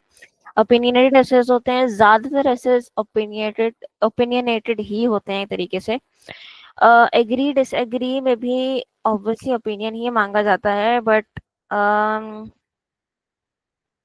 उसमें भी थोड़ी सी डिफरेंशिएशन ऐसे होती है कि लाइक कुछ में कहा जाता है कि आप कितने एक्सटेंड तक इस बात से डिसएग्री करते हैं, कितने एक्सटेंड तक आप इस बात से एग्री करते हैं। तो ये वाली सारी चीजें भी थोड़ी सी देखनी पड़ती हैं। सोल्यूशन ऐसे की टाइप्स होती हैं कुछ, एक होती है प्रॉब्लम सोल्यूशन, एक होती है कॉज सोल्यूशन, राइट, एंड एक तो problem cause solution, I think तीनों ही होता है। तो प्रॉब्लम सोल्यूशन का अगर मैं एग्जांपल दूं तो पहले तो ये पूछा जाएगा, पहले तो आपको सिनेरियो बताया जाएगा, राइट, कि मतलब मैं अपना ही सवाल आप लोगों को बता देती हूँ जो मेरे पेपर में आया था। इट वाज के सिनेरियो ये था मेरे पास कि क्राइम जो क्रिमिनल्स होते हैं उनकी जब भर्ती करवाई जाती है और जब वो वापसी बाहर निकलते हैं वो फिर से रीऑफेंड करते हैं। सही है। ये एक इशू था, ये एक सिनेरियो था मेरा। सही है। और उसमें ये लिखा हुआ था कि पहली बात तो ऐसा क्यों होता है। सही है। उसमें कॉज पूछा था, एंड देन सेकेंडली उन्होंने ये पूछा था कि इस चीज को रोकने के लिए क्या करना चाहिए। तो फिर उन्होंने मुझसे सोल्यूशन मांगा था, तो माई ऐसे was cause solution problem, cause solution type of ऐसे। तो मुझे पहले तो कॉस्ट डिस्कस करनी थी और फिर मुझे सोल्यूशन डिस्कस करना था। अच्छा, ये चीज़ भी बहुत इंपॉर्टेंट होती है कि आपको ऐसे का टाइप पता हो, फिर आप उसी हिसाब से लिखना शुरू करते हो। आपको नहीं पता होगा तो फिर आपको मसले होंगे। अब जैसे डिसएडवांटेज एडवांटेजेस एंड एडवांटेजेस में आपकी कहीं ओपिनियन मांगी नहीं जाती, तो अगर आप वहां पे ओपिनियन दे दोगे तो वो गलत हो जाएगा। And as I said, task comprehension, task achievement and task response is a part of your क्या कहते हैं, टेस्टिंग क्राइटेरिया। तो ऑब्वियसली जब आप उस चीज़ को अचीव नहीं करोगे तो आपके नंबर कम आएंगे। हैंड डायरेक्ट जो होते हैं हमारे पास, उसमें ये होता है कि सिंपली आपसे क्वेश्चंस किए जाते हैं, थोड़ा सा सिनेरियो बताते हैं और फिर क्वेश्चंस किए जाते हैं। लेकिन वो क्वेश्चंस बिल्कुल डिफरेंट भी हो सकते हैं, थोड़ा सा सिमिलर भी हो सकते हैं। डिफरेंट इन द सेंस कि मतलब एक सवाल ऐसा किया जा रहा हो कि अब मैं अपना सिनेरियो रख लेती हूँ, जो मैंने क्राइम वाली बात की है कि ऐसा क्यों होता है। पहली बात तो ये पूछ ली गई है, और फिर हमें क्या कर, नहीं वैसे तो ये डिफरेंट हो गया थोड़ा सा। मैं इसको, या तो मैं इसकी एग्जाम्पल ही डिस्कस कर लूंगी। तो खैर, टास्क टू थोड़ा सा डिफिकल्ट बस इस तरीके से होता है कि पहले तो आपको ऐसे टाइप पता होनी चाहिए और उसके बाद फिर आपको अटेम्प्ट करना आना चाहिए। लेकिन टास्क का जो अटेम्प्टिंग क्राइटेरिया होता है ऐसे का, वो थोड़ा सिमिलर ही होता है।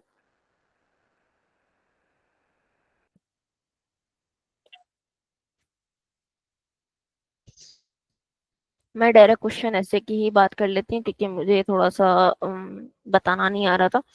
तो अच्छा, हाँ, अब ये डायरेक्ट क्वेश्चन है हमारे पास। Some people think that money is one of the essential factors in promoting happiness. Do you think people can be happy without much money? What other factors contribute towards happiness? अगर हम ये देखें तो ये totally two different questions हैं। Related होंगे but totally two different questions होंगे और हमें इसको डिफरेंट तरीके से अप्रोच करना होगा। अच्छा, अब हम थोड़ा सा क्वेश्चन के अटेम्प्टिंग के मेथडोलॉजी भी देख लेते हैं कि हम कैसे अटेम्प्ट करते हैं। तो पहले तो एक चीज तो सिमिलर है दोनों में, टास्क वन में भी टास्क टू में भी, कि जो हमारे पास क्वेश्चन होता है हम उसको पैराफ्रेज करके जरूर लिखते हैं। लेकिन टास्क टू में डिफरेंस ये बस ये होता है, जैसे अब money is considered by many people to be one of the most important contributive factors towards happiness. Same thing, different strategy, different तरीके से इसको बोला गया है। अब ऑब्वियसली क्योंकि इसमें ओपिनियनेटेड एंड डायरेक्ट क्वेश्चंस में एक तरीके से तो इस सवाल में ओपिनियन मांगा जा रहा है, बस इसमें हमें ये पता है डायरेक्ट क्वेश्चन इसलिए हो रहा है क्योंकि ये थोड़ा सा एक तो दोनों सवाल डिफरेंट है, पहली बात तो ये। दूसरी बात ये कि कभी कभार ओपिनियनेटेड ऐसे ऐसे भी होते हैं कि कभी कभार लाइक ये पूछा जाता है कि आप कितने एक्सटेंड तक इस चीज से एग्री करते हो, क्या आप इससे डिसएग्री करते हो। तो ये थोड़ा सा डिफरेंस होता है। ऑलमोस्ट सिमिलर ही होता है क्योंकि इसमें भी ओपिनियन ही देना है, ये मांगा गया है। बट इसको भी थोड़ा सा, इट्स लाइक ओपिनियनेटेड एसेस के भी सब टाइप्स हैं और उसकी भी सब टाइप्स हैं, राइट। लेकिन खैर ज्यादा कंफ्यूज नहीं होना है। As long as you understand the question and you understand how you want to answer it, तो इतना बड़ा मसला नहीं होता। खैर, in my opinion, it is possible to for people to be happy even if they have little money, and other aspects of life can play a more vital role in creating happiness than wealth alone. अब इसमें देखा जाए तो उसने दोनों question का answer एक ही line में दे दिया है। सही है। तो पहले जो हमारा पैराग्राफ होता है, ओपनिंग, इंट्रोडक्शन या जो भी कह लें, तो पहली लाइन तो हमारा क्वेश्चन का पैराफ्रेज होता है।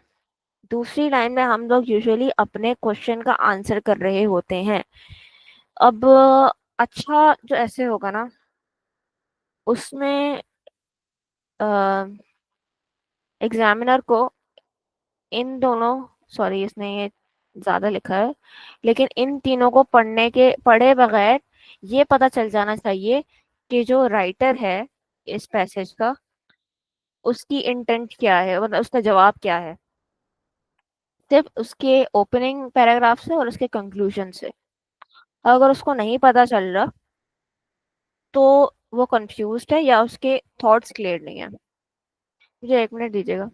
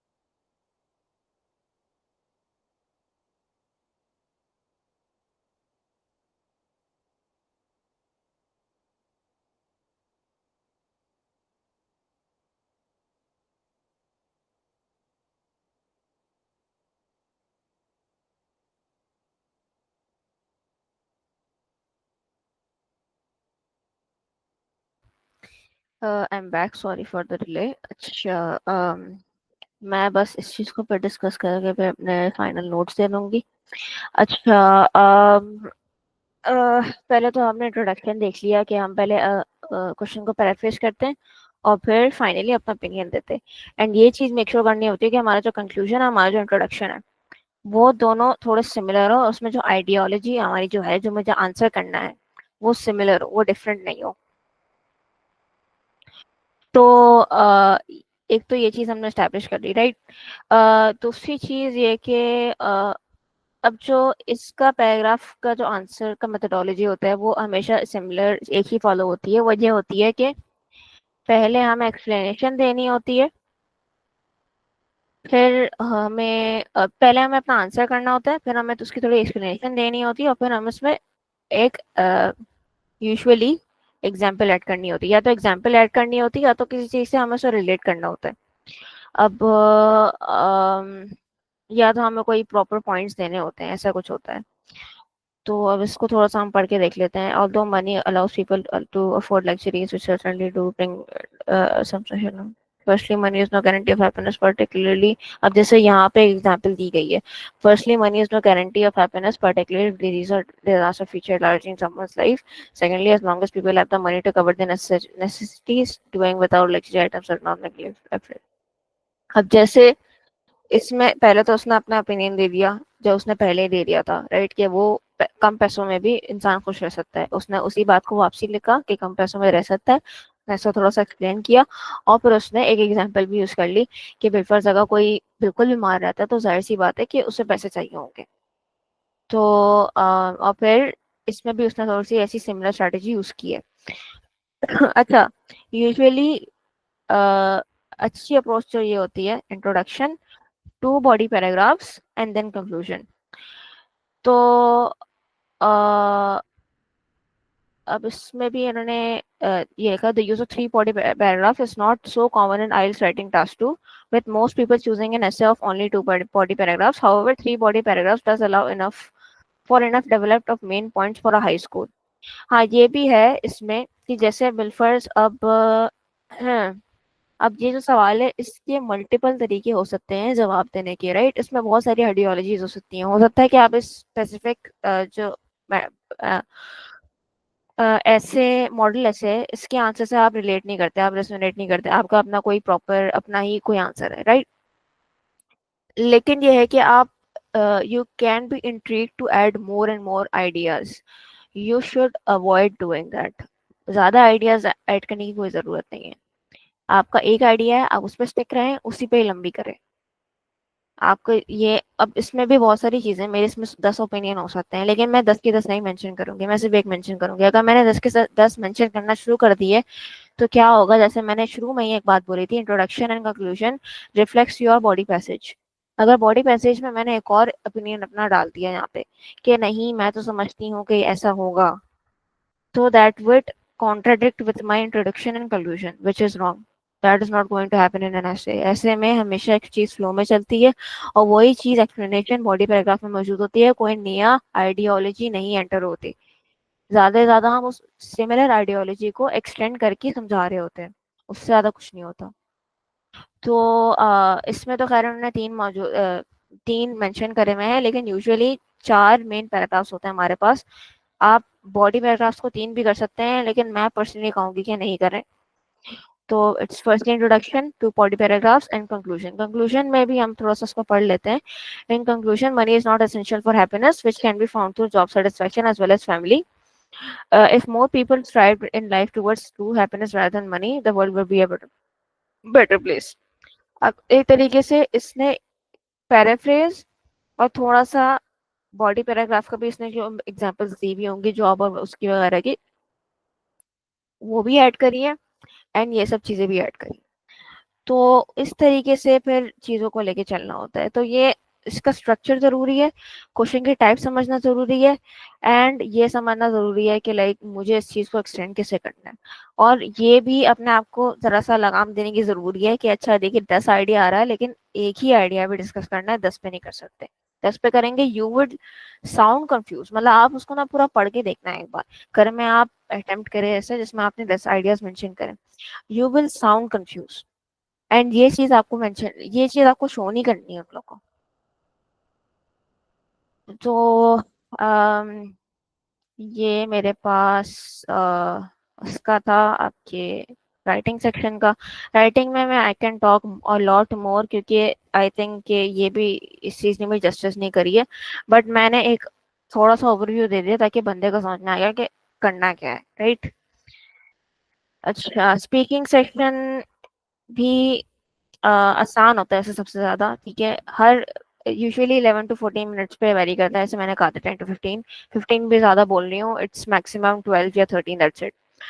हर part almost 4 to 5 minutes long होता है, उससे ज्यादा नहीं होता। एंड मैंने ये भी बता दिया था कि इसकी जो मोड ऑफ कम्युनिकेशन हो सकती है वो दो टाइप्स की हो सकती है, एक तो वीडियो कॉल होता है एंड सेकेंडली इन पर्सन भी हो सकता है। दोनों के अपने प्रोज एंड कॉन्स हैं। वीडियो कॉल में ऑब्वियसली माइक का इतना मसला नहीं होता। मैंने इन पर्सन दिया था। इन पर्सन मुझे ज़्यादा बेहतर अच्छा लगा था, क्योंकि obviously you have the person right in front of you, उसमें थोड़ी सी फीलिंग अलग होती है रादर देन वीडियो कॉल में। एंड सेकेंडली एक चीज़ जो मुझे बुरी लगी थी इन पर्सन की, कि माइक थोड़ा सा बीच में था हम दोनों के, तो I have to speak louder and louder. तो ऑब्वियसली उसमें वो मुझे थोड़ा सा इंटरप्ट कर रहे थे and he was constantly saying कि यार आप जोर से बोलें, आपकी आवाज़ नहीं जा रही होगी, ये वो। तो खैर ये है। तो पार्ट्स को देख लेते हैं हम लोग। पार्ट 1 में बेसिकली जो इंट्रोडक्शन होता है हमारे पास और जनरल क्वेश्चंस होते हैं। पार्ट 1 में जो स्टार्टिंग होती है मैं अपने एक्सपीरियंस से बता सकती हूँ यहाँ पे। What you have to do is you sit there, आपसे वो नाम पूछते हैं, आपकी वो आइडेंटिटी पूछते हैं कि लाइक आप कोई कार्ड वगैरह आइडेंटिफिकेशन लाए वो आप देखेंगे, राइट। उसके बाद फिर आपसे जो कॉन्वर्जेशन स्टार्ट करेंगे वो ऐसे ही करेंगे कि आप क्या करते हो, लाइक जॉब करते हो या पढ़ाई करते हो, सही है। अगर बिलफर्ज आप जॉब नहीं करते, आप पढ़ाई करते हो, फिर आपसे वो पढ़ाई के सवाल करेंगे। आप कहाँ पढ़ाई करते हो, आपकी डिग्री क्या है, ये वो। Obviously this is all going to be in English. And I would say कि स्पीकिंग सेक्शन के लिए मैं अपना ना पूरा वो 1 मंथ प्रेप आइल्स वाला भी शेयर कर दूंगी, उसमें सारी लिंक्स मौजूद हैं और मैंने सारी चीज़ें भी मौजूद मतलब सारी लिंक्स वगैरह अटैच किए हैं, तो वो भी आप देख लीजिएगा। तो उसमें IELTS.com की जिसकी मैंने अभी वेबसाइट भी खोली हुई थी, उसकी सबसे अच्छी रिसोर्स बैंक है फॉर स्पीकिंग, क्योंकि मैंने भी स्पीकिंग पार्ट 1 वहाँ से प्रेपरेशन करके गई थी एंड बहुत से सवाल वहाँ पे मेरे लगे थे, राइट। तो पार्ट 1 मेरे पास सिंपली बस ऐसे ही होता है कि normal conversation, ice breaking conversation चल रही होती है। It is not very tough, but आपको थोड़ा सा बस इस बात का ध्यान रखना होता है कि आपका आंसर बहुत ज़्यादा लंबा ना हो। आप आंसर बोलो लेकिन बहुत ज़्यादा लंबा ना हो, लेकिन आपका आंसर 1 वर्ड का भी नहीं हो।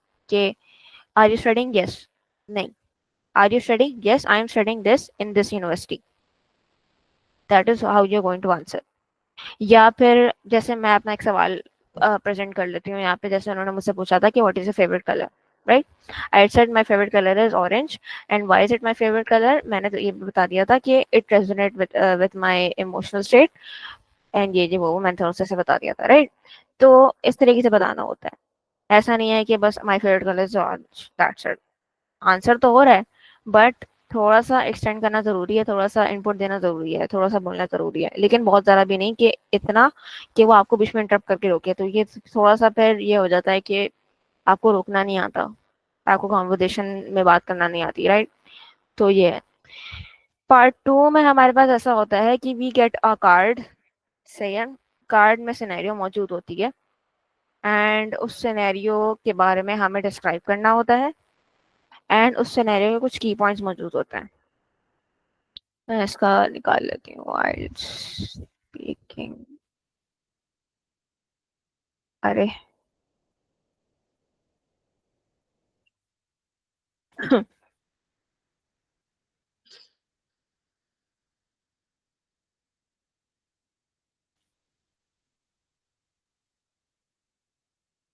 अब जैसे ये हमारे पास एक कार्ड होता है एक तरीके से, राइट। अब इसमें क्या है, describe a shop near you where you live that you sometimes go to. ये तुम्हारा एक बेसिकली एक्चुअल क्वेश्चन है, राइट। अब यू शुड से में आपके पास की पॉइंट्स होते हैं, लेकिन अच्छा एक इसका तरीका ये है, पहली बात तो ये दिमाग में रखनी है, you are going to answer only this, right. These are helping sentences कि आपको बोलना क्या है। कभी कभार ऐसा होता है कि 2 मिनट होता है आपके पास, लेकिन वो 2 मिनट खत्म नहीं होता, लेकिन आपकी बोलती बंद हो जाती है, राइट। तो बोलती बंद ना होने से बेहतर है कि आप इनको देख लें, इनको रेफर कर लें और फिर आप ज्यादा बोलना शुरू कर दें। ये आपके रेफरेंस पॉइंट होते हैं।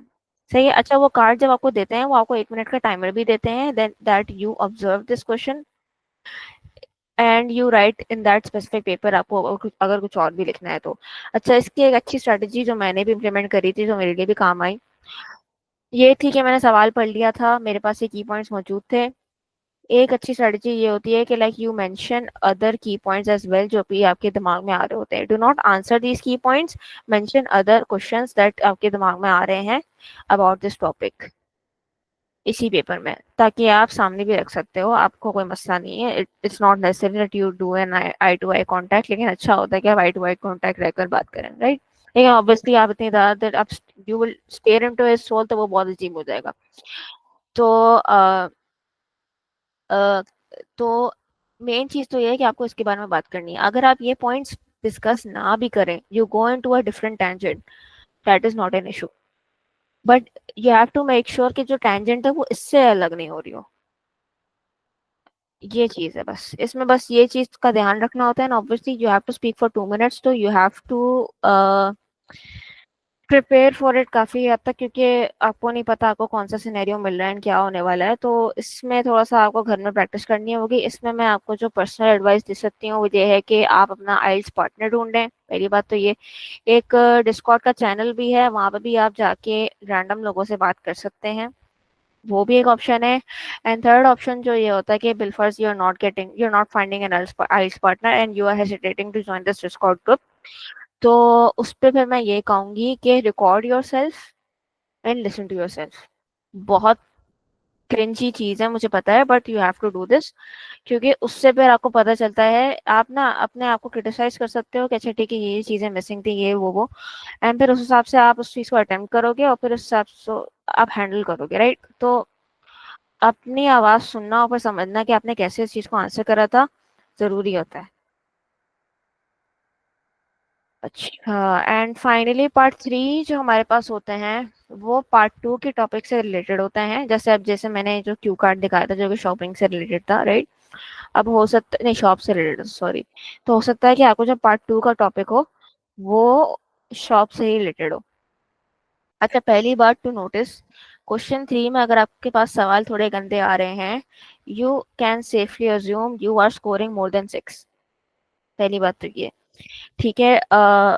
ये हमने स्टैब्लिश कर ली। दूसरी बात ये कि क्या कहते हैं, अम, हाँ क्या कहते हैं, अब क्वेश्चन टाइप्स, क्वेश्चन का जो आंसर की मेथडोलॉजी होती है, राइट, सॉरी। अब वेल फर्स्ट, कभी कभार आपके पास ऐसे क्वेश्चंस आ सकते हैं। अच्छा, टास्क 3 एंड राइटिंग टास्क 2 के जो सवाल होते हैं वो थोड़े से सिमिलर हो सकते हैं, ये बात दिमाग में रखनी चाहिए, क्योंकि स्पीकिंग में भी जो सवाल होते हैं ना पार्ट 3 में वो थोड़े टफ होते हैं। और अगर टफ होते हैं तो अच्छा भी होता है, लेकिन you have to answer regardless. ऐसा नहीं है कि अच्छा ठीक है बहुत टफ क्वेश्चंस आ रहे हैं मेरे से ऊपर and you are giving very crappy answers, तो that's not how how it's going to work. तो क्या कहते हैं, अच्छा इसकी जो स्ट्रेटजी होती है वो ये होती है कि जैसे मैंने स्ट्रेटजी आपके राइटिंग टास्क 2 में डिस्कस करी थी, आंसर, एक्सप्लेनेशन, एग्जाम्पल, एक तो ये स्ट्रेटजी है, ठीक है। आप एक तरीके से तो ऐसे भी जवाब दे सकते हैं। दूसरी स्ट्रेटजी ये हो सकती है, अ, अब जैसे दो चीजों को आपको कंपेयर करने को बोला गया, जैसे मुझसे पूछ क्वेश्चन, मेरा जो टॉपिक था वो ट्रैवलिंग का था, मुझसे क्वेश्चन ये पूछा गया था कि what do you prefer, travelling without planning और sudden plans, sorry travelling with planning और सडन प्लान्स। तो मैंने उसका जवाब ऐसे दिया था कि मैंने दोनों एस्पेक्ट्स को डिस्कस किया था कि ट्रैवलिंग विदाउट प्लानिंग कैसी होती है, ट्रैवलिंग विद प्लानिंग कैसी होती है, and what do I prefer, ठीक है। अ, दोनों टॉपिक्स को डिस्कस करना and then giving my opinion, ये एक तरीका होता है। और दूसरा तरीका क्या होता है, आंसर, एक्सप्लेनेशन, एग्जाम्पल। तो इस तरीके से हमें अप्रोच लेके चलनी होती है। अच्छा, पॉइंट्स टू नोट, ये सिविक लैंग्वेज टेस्ट है, it's not a memorising test जैसे हम एनईटी में दे रहे होते हैं। तो बहुत ज़्यादा हवा नहीं बनाना है अपने दिमाग में, इस चीज़ को सवार नहीं करना है, एंड आराम से करना है, इतना बड़ा मसला नहीं है। एंड अच्छा हाँ, एक और चीज़, स्पीकिंग में जो आप बात बोलोगे, अगर वो फैक्चुअली इनकरेक्ट होगी, जैसे आपने बोल दिया कि Karachi is not situated in Sindh, not factually correct, but language वो स्पीकिंग में it doesn't matter, you just have to say, सही है। Instead of expanding your vocabulary, focus more on writing and speaking sentences that have accurate grammar. ये एक बात बहुत ज़रूरी है, राइटिंग के लिए भी और स्पीकिंग के लिए भी। अगर आप मोटे मोटे अल्फाज घुसेड़ना शुरू कर दोगे, तो हो भी सकता है कि आपका जो सेंटेंस का स्ट्रक्चर था ना, वो बिल्कुल बिगड़ जाएगा। तो इसमें ना आपके लेक्सिकल रिसोर्सेज के शायद नंबर मिल जाए, लेकिन आपके जो कोहिजन एंड कोहेरेंस का जो नंबर थे ना, वो सारे कट जाएंगे। तो और फिर ग्रामर के बहुत खतरे में हो जाएंगे आपके नंबर। तो ये चीजें आपको थोड़ी सी माइंड रखनी होती है कि आपका ग्रामर सही हो, आपकी वोकेबलरी भी बहुत आउटस्टैंडिंग नहीं हो। अब इन इन नेचुरल आपकी बहुत आउटस्टैंडिंग है, तो दैट इज प्लॉजिबल, बट अगर आपकी नॉर्मल है वोकेबलरी, आप नॉर्मली यूज करो। You don't have to learn new words from dictionary और फिर आपको मजीद घुसेड़ो, नहीं यार ये तो मुझे लफ्ज यूज करना ही करना है, ऐसा नहीं है।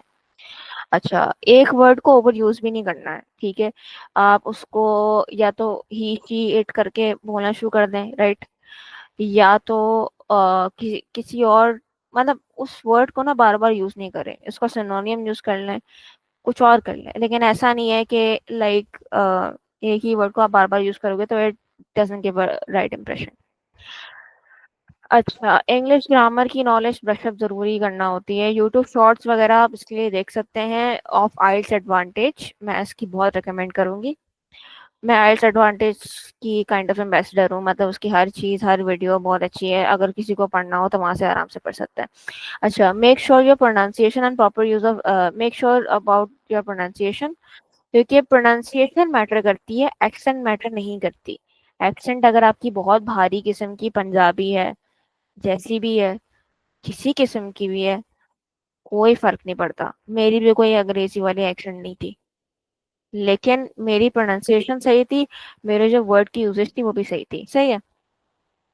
तो और बाकी ये एक टिप है बस एक तरीके से, कि अगर आपने कोई नया लफ्ज सुना है तो आप उसकी मीनिंग्स देखें, आप उसको यूज करने की कोशिश करें, तो ऑब्वियसली इस तरीके से आपकी वोकेबलरी बढ़ेगी। अच्छा, राइटिंग में मिस्टेक्स जो अवॉइड करनी होती हैं कि उतने अल्फाज नहीं लिखना। अच्छा, मैं तो ये बताना ही भूल गई, टास्क 2 का जो राइटिंग का क्राइटेरिया होता है, it can't be less than 250 words and it can't be more than 300 words, उसके दरमियान होना चाहिए, सही है। Spelling mistakes and poor vocabulary से obviously you have to ijtana from that। Urdu English mix हो रही है, sorry. Adding all of your ideas, जैसे मैंने कहा कि जरूरी नहीं होता है कि एक आइडिया लो उसको एलैबोरेट करो, वो ज्यादा अच्छा होता है। Grammar usage, incorrect punctuation, punctuation को भी दिमाग में रखना जरूरी है कि आप कॉमास कहाँ लगा रहे हो, आप डॉट्स कहाँ लगा रहे हो, बहुत जरूरी है।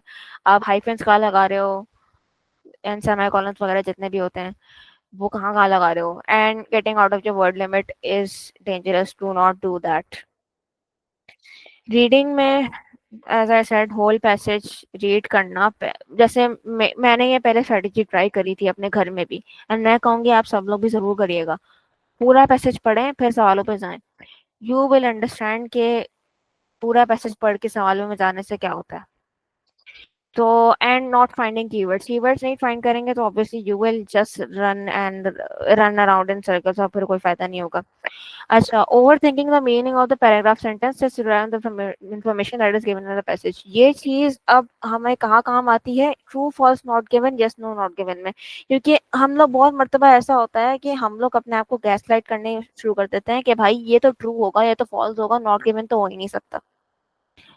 क्योंकि मुझे ये नजर आ रहा है, मैंने इस बारे में पढ़ा था, लेकिन एक्चुअली होता क्या है, पैराग्राफ में उस चीज के बारे में मेंशन नहीं होता, लेकिन उससे रिलेटेड कोई चीज के बारे में मेंशन हो रहा होता है, एंड हम अपने आप को गैसलाइट कर रहे होते हैं, नहीं भाई ये तो मौजूद था, ये तो मौजूद था, and we start over thinking, जिससे हमारा टाइम वेस्ट होता है। ये चीज हमें थोड़ा सा, इस चीज से हमें इज्तनाब करना चाहिए।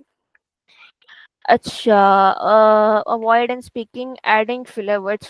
फिलर वर्ड्स की एग्जांपल मैंने अभी ही इस पूरे लेक्चर में बहुत मर्तबा दे दी है। ये वाले सारे वर्ड्स थोड़े अवॉइड करने होते हैं। अ, अच्छा, पैरेटिंग पैरेटिंग क्वेश्चन से मुराद ये है कि जैसे एक क्वेश्चन पूछा गया है आपसे, कि what do you prefer this और दैट, एंड फिर आप बोलो what do I prefer this, say तो what you are doing is you are क्या कहते हैं, रीइटरेटिंग द क्वेश्चन। उसको करने से अवॉइड करना है, आपको नॉर्मली जवाब देना है, एंड सिर्फ यस और नो जवाब देना without any explanation, that is also long. Going of topic, अच्छा, ऑफ टॉपिक भी नहीं जाना होता है, लेकिन मैं बोलूंगी पार्ट 2 में ज़रा ये बात थोड़ी इम्प्लाई नहीं होती। ऑफ टॉपिक में तो फिर भी चलो मैं कहूंगी कि नहीं जाना चाहिए, बट अगर आप बहुत मल्टीपल टेंजेंट्स में जाना शुरू कर दो ना, क्योंकि पार्ट 2 में it's necessary to speak about things for 2 minutes, और अगर आप उस स्पेसिफिक क्वेश्चन के ऊपर 2 मिनट तक बोल लें तो मसला नहीं होना चाहिए। And over using of words, phrases and idioms, क्योंकि आपकी लैंग्वेज बहुत अननेचुरल नहीं लगनी चाहिए। जैसे आपने कल ये पूरा हिप्स करके आए हैं इंग्लिश पे और आप फिर आज बोल रहे हैं, वो बिल्कुल अजीब लगेगा, बहुत अननेचुरल लगेगा। उससे आपके फ्लुएंसी के मार्क्स कटेंगे, ठीक है, एंड कोहेजन एंड कोहेरेंस के मार्क्स कटेंगे, वो आप नहीं चाहते। इवन दो ग्रामर की शायद मिल जाए, लेकिन या लिसनिंग में obviously listening without any focus, जो कि हमें क्लास में बहुत मर्तबा होता है, वी गो क्या कहते हैं से वी जोन आउट, वो नहीं करना भाई यहाँ पे। बहुत पैसों का खर्चा होगा, and obviously you would be in regret, तो ये चीजें नहीं करनी। एंड स्पेलिंग का बहुत ख्याल रखना होता है इसमें, कि जैसे बिलफर्ज अगर कोई लफ्ज है जो कि ऑडियो में हमें सुनाई दिया है, अब वो प्लूरल में था लेकिन मैंने उसको सिंगुलर में रख दिया, तो मेरा आंसर पूरा कट हो जाएगा, मेरा रॉन्ग हो जाएगा आंसर। तो मेक श्योर कि जो आप लोग सुन रहे हो वो सिंगुलर है, वो प्लूरल है, अगर वो प्लूरल है तो उसमें ई एस लगता है, एस लगता है, ये सब चीजें पता होनी चाहिए। क्योंकि लिसनिंग में तो आप कॉपी पेस्ट नहीं कर सकते, जैसे रीडिंग में है चलो पैसेज से आपने उठा के कॉपी पेस्ट कर लिया, उसमें कोई मसला नहीं है, बट लिसनिंग में स्पेलिंग्स मैटर, ठीक है।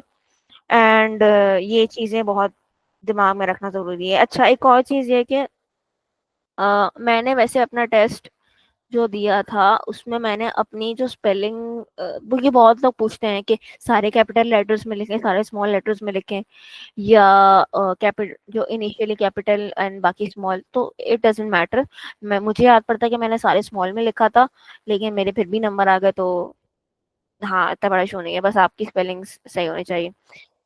एंड मैंने ये टिप्स पहले ही दे दी थी साथ साथ, कि read questions of the next section after completing one section, and reading में cover in order question first, and keyword search is important, highlight names and answers of the previous question you have solved, ये मैंने पहले ही बता दिया था। Speaking में regarding Q card, speak about the question only, the points are only for help, you don't need to cover them. Speak in English, अच्छा हाँ, ये चीज जरूरी है कि रोज 15 से 20 minute with a partner on Discord. Discord का ना मैंने चैनल जो मैं मेंशन कर रही हूँ बार बार, वो मेरे बेसिकली जो मेरा आइल्स का प्रेप मटेरियल है उसमें मेंशन है, तो मैं वो अभी दूंगी यहाँ पे, तो वो आप देख लीजिएगा।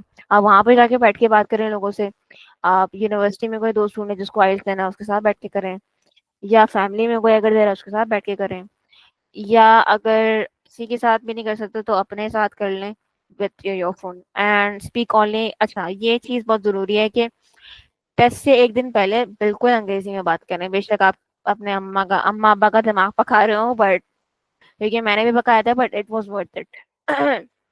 क्योंकि at the end of the day उस दिन मेरी बहुत अच्छी फ्लुएंट इंग्लिश निकल रही थी, और फिर मैंने काफी इम्प्रेस किया था उन्हें, इवन दो मैं बीच में स्टटर भी कर रही थी, बीच में घबराई भी थी, बहुत मसला हुआ था, लेकिन eventually I did figure it out. But and आखिरी बात तो ये है कि आखिरी दिन नहीं ठूसना सब कुछ, एनईडी का पेपर नहीं है ये, आइल्स का पेपर है। आखिरी दिन ठूसने से बिल्कुल फायदा नहीं होगा, आई एम सो सॉरी। तो आखिरी दिन तो मैंने बिल्कुल चिलिंग करी थी, मैं आराम से टीवी देख रही थी, मैं सिर्फ अंग्रेजी में बात कर रही थी, और मैंने कोई टेस्ट प्रेप नहीं किया था। एंड हाँ, मेरे फिर भी अच्छे आ गए थे। एंड सोना बहुत जरूरी है, 8 घंटे या 6 घंटे, चलो एटलीस्ट सो के जाओ तो बेहतर होता है।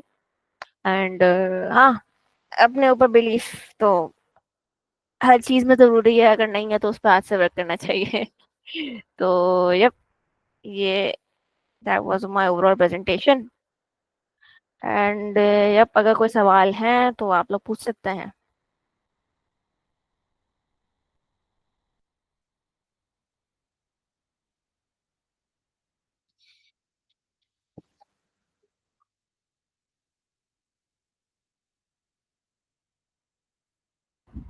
आई थिंक अब किसी के सवाल नहीं है, तो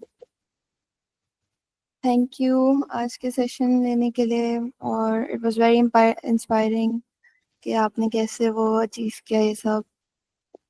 अगर आपको सवाल लिखने में टाइम लग रहा है तो you can raise your hand and then type it in the message box. हाँ, that's also. I don't think अब किसी के सवाल हैं। हाँ, आई ट्राइड माय बेस्ट कि मैं हर चीज कवर कर लूं कि लोगों नहीं के नहीं, सवाल ही ना माशाल्लाह हो। बहुत अच्छा था, बहुत अच्छा सेशन था। Thank you all for having me, honestly. Thank you for coming. चलो, चलो, that's the end of the session. You can leave now. Lapis. Hafiz.